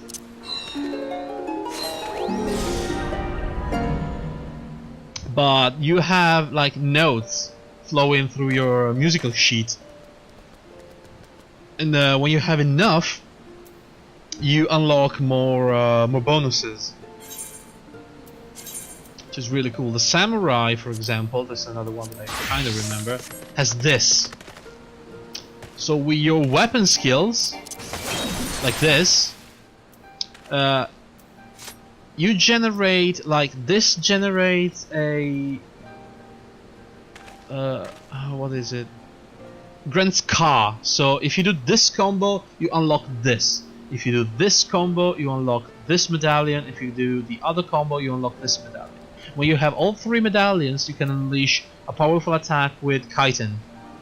No, was it Chiton? No, it was Gyoten, I believe. No, it wasn't Gyoten. I don't know. One of these abilities does a shit ton of damage if you have all three medallions. At the same time, you are also generating Chi, I believe. Kenki, whatever. And so you generate the Kenki, you use Kenki to buff your own abilities, and you combo them to unleash powerful attacks. So it's really cool. It's very synergetic, the way the classes work. I like it. Really like the combo system in this game. It's slower than World of Warcraft, but it's also more methodical and more. It does work well together. Like all the abilities are interconnected somehow. Now, I know you would not have come all this way unless you had something important to discuss, and I'm eager to hear what is that you have to say. But let's not do this on our doorstep, hey? Come with me.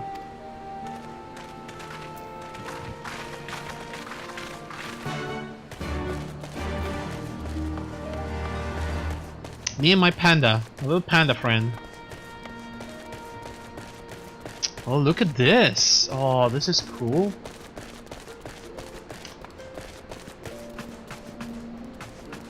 It's like a little bazaar. Wait. Splendor's vendor, hello?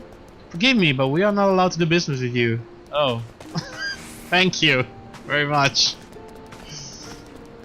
No RP walk. There we go. Ah, it's a small aetheryte. So you're tuned to this little thing to teleport around for free. When you are inside the city, you can teleport around for free. And then you need to pick up the big aetheryte, that one over there, to actually teleport there from zone to zone. This is way bigger than it looked from outside.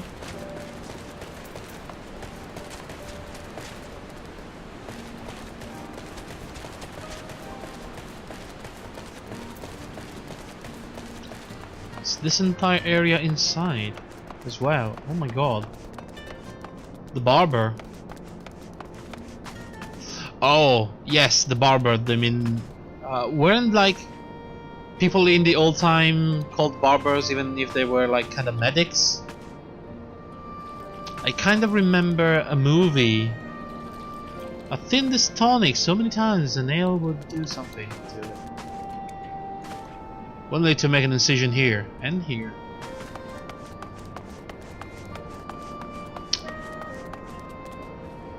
Very hard. I remember seeing a really cool movie about a medic in ancient times going to, I believe it was Turkey or some place like that, to learn Oriental medicine. It was a very cool movie.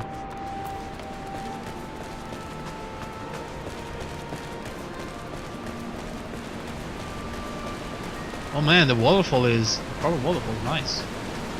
Shit, look at this place. It looks so good. Can I use a chocobo in here? I actually can. Wow.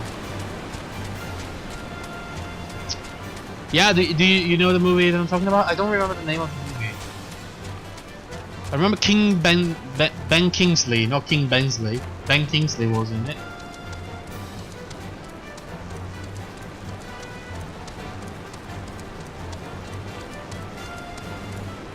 Okay, this is cool. Right.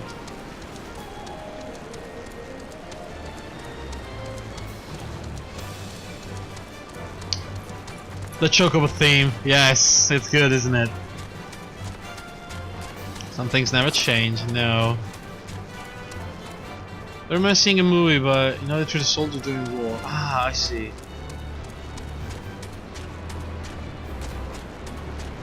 Oh, there's an aetheryte. In medieval times. Yeah. You know, I think because they had the blades, you know, to do incisions and whatnot, they were called barbers. Stuff like that. So this is the finger gate. But they've... oh, no, this is the right way. Okay.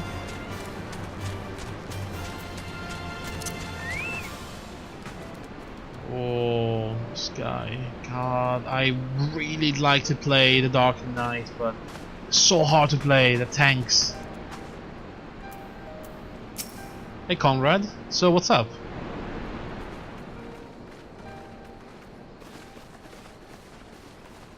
Are we planning a war here? Jesus. Allow me to welcome you once more to Ralga's Reach, our humble headquarters. All right. My name is Conrad Kemp, and I have the dubious honor of overseeing operations here. Dubious honor? It is a pleasure to meet you, Master Kemp. I am Alphino Leveilleur, of the Scions of the Seventh Dawn, as are my comrades. Before I speak of our purpose here, pray allow me to thank you for sheltering Ida, forgive me, Lys, and Papalimo at great risk to yourselves.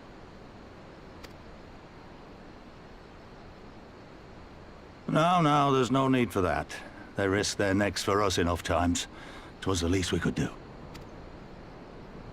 I wanted to, I mean, about the mask and... She wants to explain about the sister. Don't fret over that. You're not the first person to take up arms against the Empire under a false name. We'd do the same if we had any sense. My condolences for your loss, child.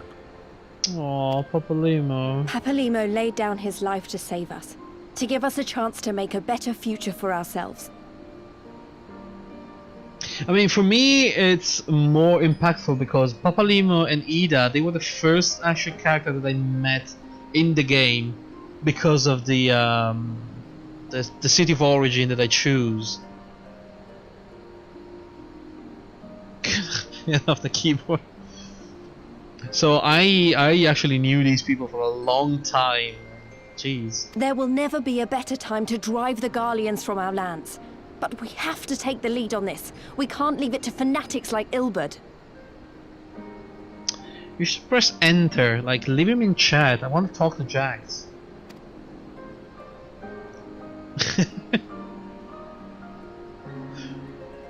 More than a few of our people were taken in by his promises. Followed him all the way to the wall. Good men and women who never came back. When Monago told us what had happened, how the bastard had made sacrifices of them for his twisted ritual, by Rolga it filled me with an unholy fury. But what's done is done. Best we can do now is see that it wasn't all in vain. Yeah, okay. That is why we are here today, sir. To see that some good comes of this tragedy. On behalf of the Eorzean Alliance, we do hereby extend a formal offer of military assistance to the Alamegan resistance. Right. It's happening. Do you now? Well, go on then. I'm sure there's more to it than that.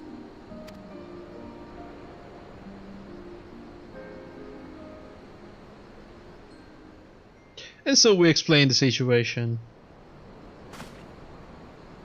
So that's the way of it, eh?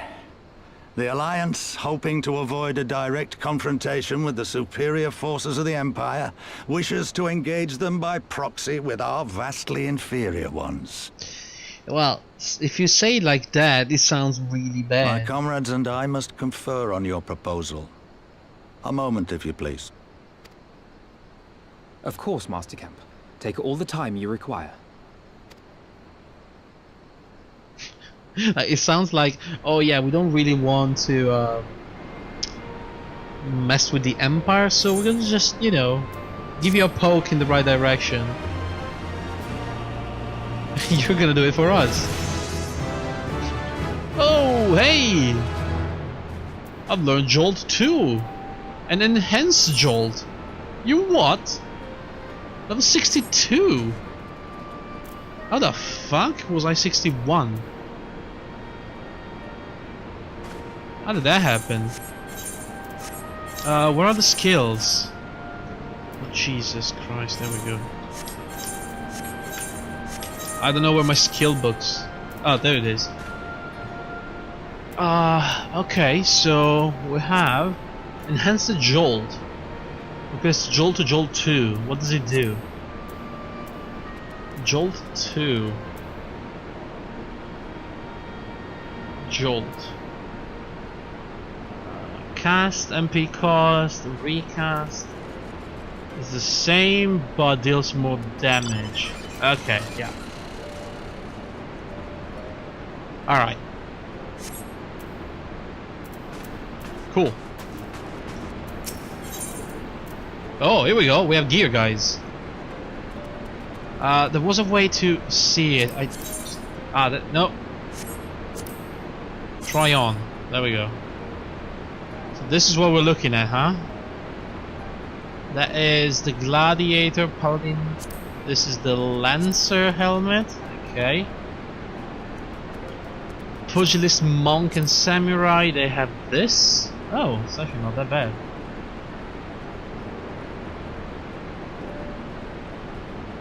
It looks all very ornamented. And also Rogue and Ninja. Right.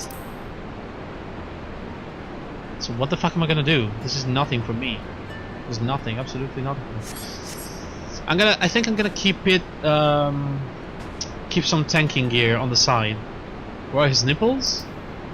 Nipples? Catboys have no nipples. Well, I mean, they have no nipples, but no, I mean, oh shit, they do not. Huh. Maybe because I am a man, Catboy, I don't need nipples?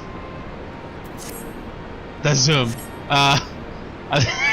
It wasn't planned, okay? It happened. It just happened. I zoomed in and that's what the game. Hello, little boy. What are you doing? We need to... Guys, we need a name for the panda. Because for now, he's called Lesser Panda, but we cannot call it Lesser Panda. We need a proper name for this little guy. Look at him. Look at how cute he is. Oh, cute boy. He's anatomically built like a Ken doll. Well... Probably, yeah. Looks like a Nickus to you? Ah.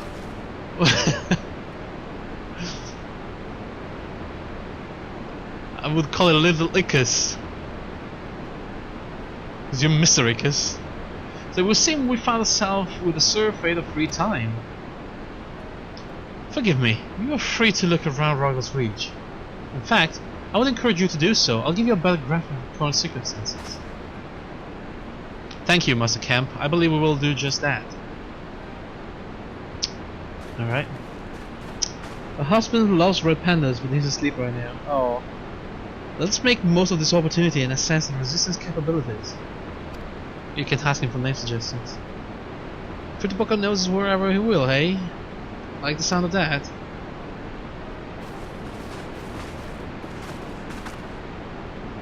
Well, I already know this place inside out. Can you show you around if you like? You know what? Sure. Great, let's get started. Off she goes.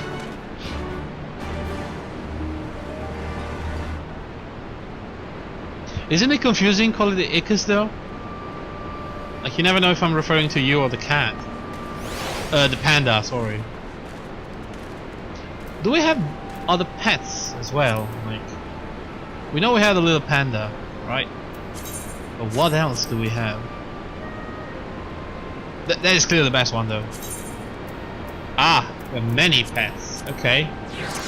We have a mini chocobo with the stuck in an egg.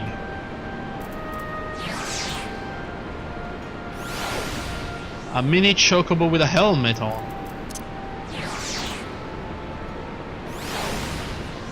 A mini black chocobo stuck in an egg. A royal chocobo with a like pope hat. Oh, a little cherry bomb. That's kind of cool. Oh fuck me, it's flying. Where is it? There it is. It's a bit scary. Alright, we have the cute larva. I know it's a bug, but look at the fucking eyes. It's so cute. We got a little fawn. Right.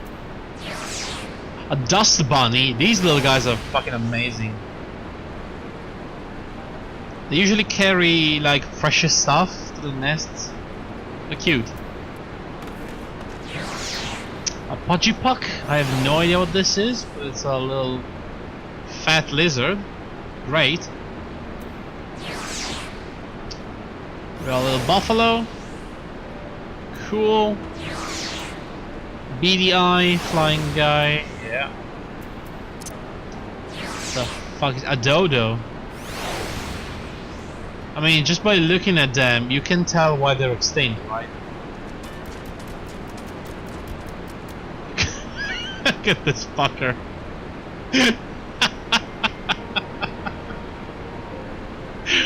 Oh yeah, I can tell why they're extinct. Holy shit, they look so derpy. I had no clue. I have no clue. Oh. He's trying his best, I guess. We have a little Gobu. These are cool. They have little plants growing on their heads.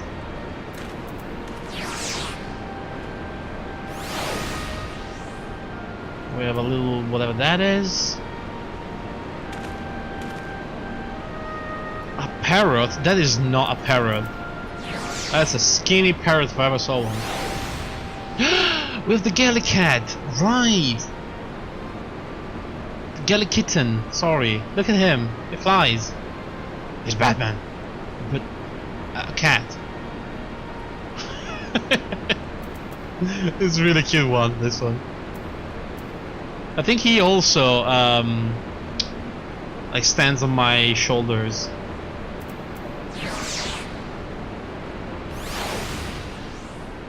We have a book, page 63. A little hand there. We have Pororogo, a frog, a sentient frog, at that. We have a little horse. What they call this? Horse something horse. Seahorses, right? I have no idea how he's breathing, but that's no questioning. We have a little cute nutkin. A bluebird. And then a bunch of people. Like little people. I never use these minions because they are honestly scary. Look at these things. Like, oh my god.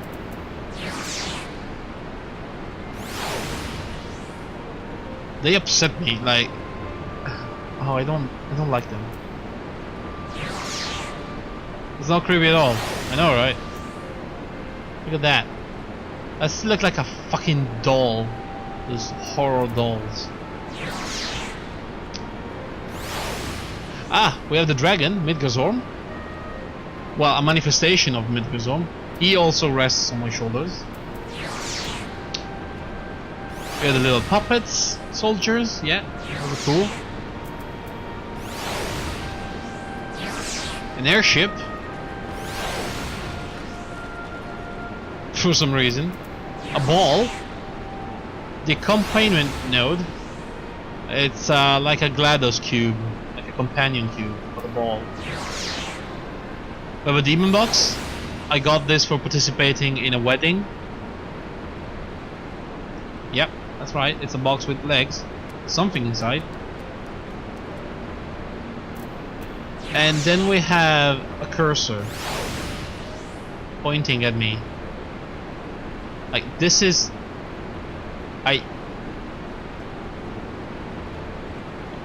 don't ask. Just don't ask. I feel like the red panda is gonna be the guy.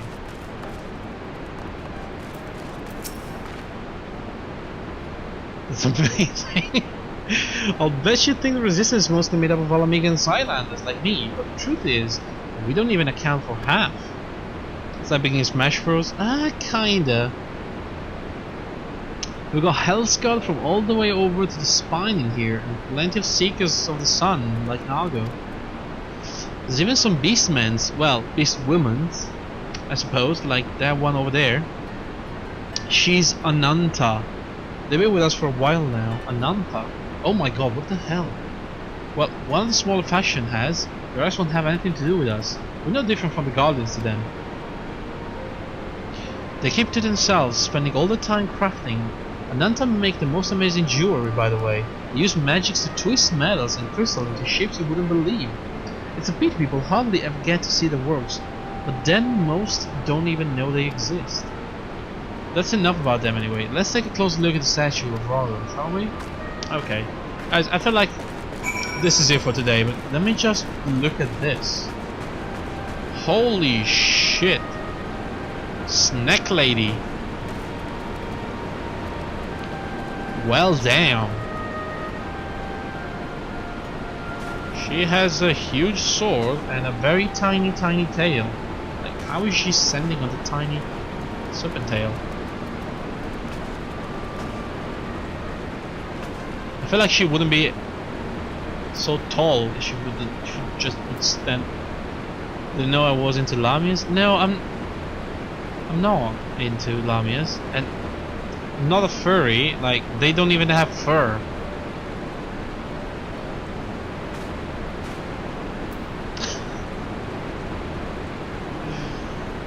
Just saying, this is a good character model. You know, I always wanted to play Naga in World of Warcraft. Excuses? No excuses.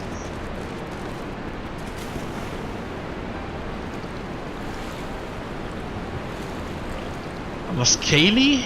I don't know. Is there such a thing as a scaly? Oh, wrong way, guys. Wrong way. Where's my costume, by the way?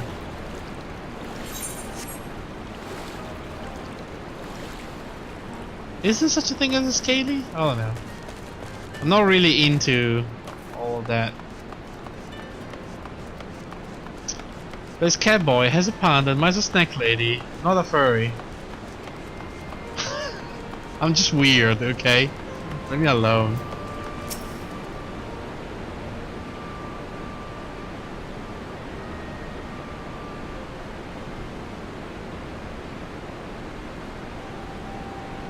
There's undoubtedly such a thing as a scaly. Oh. Pretty awe-inspiring, isn't it? The breaker of worlds, who guided our ancestors to these lands almost centuries ago. I'm tired, guys. Getting tired. Ida used to tell me the story on stormy nights. She wanted me to understand, to remember. Somebody else there wanted to fuck the Ninja Turtles? Oh. Well, maybe Michelangelo, but I don't know about the others. At the end of the 5th Astor era, when the waters rose higher and higher, people all across Eorzea besieged the heavens for a sign. And lo, a burning star appeared in the eastern sky and led the way to these mountains of dear Albania. They who were saved by his grace pledged to honor and revere him, to devote themselves to great works without and within. Wait, you pick Michelangelo? What about Donatello? Donatello is the one with a stick, right? Oh, I don't like Donatello. It's my least... No, actually Raphael is the least favorite turtle, but Donatello is a close second. The least favorite, guys. At least have some taste while you're totally not a furry. I mean, if you said Leonardo, maybe I could have seen it, but... Come on, Donatello. It's definitely last in the fuck... Yeah, I know, right? Thank you, Icarus. Definitely last.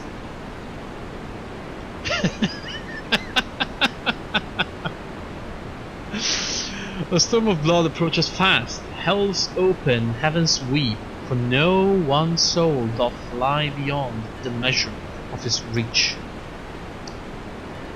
The last part was inscribed on this stone by a monk of the first of Ralgor. He'd explained it to me. A day will come bringing strife and sorrow that none may escape. Waste not these precious hours, but in quiet preparation make strong the body and mind.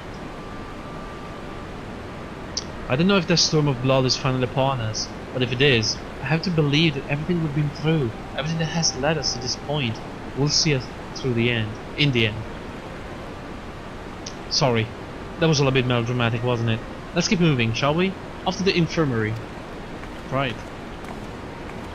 I think Yona just left. She did not take our stance on Donatello. I was gonna talk more about this, but then I realized I need to do literally anything else. Fair point.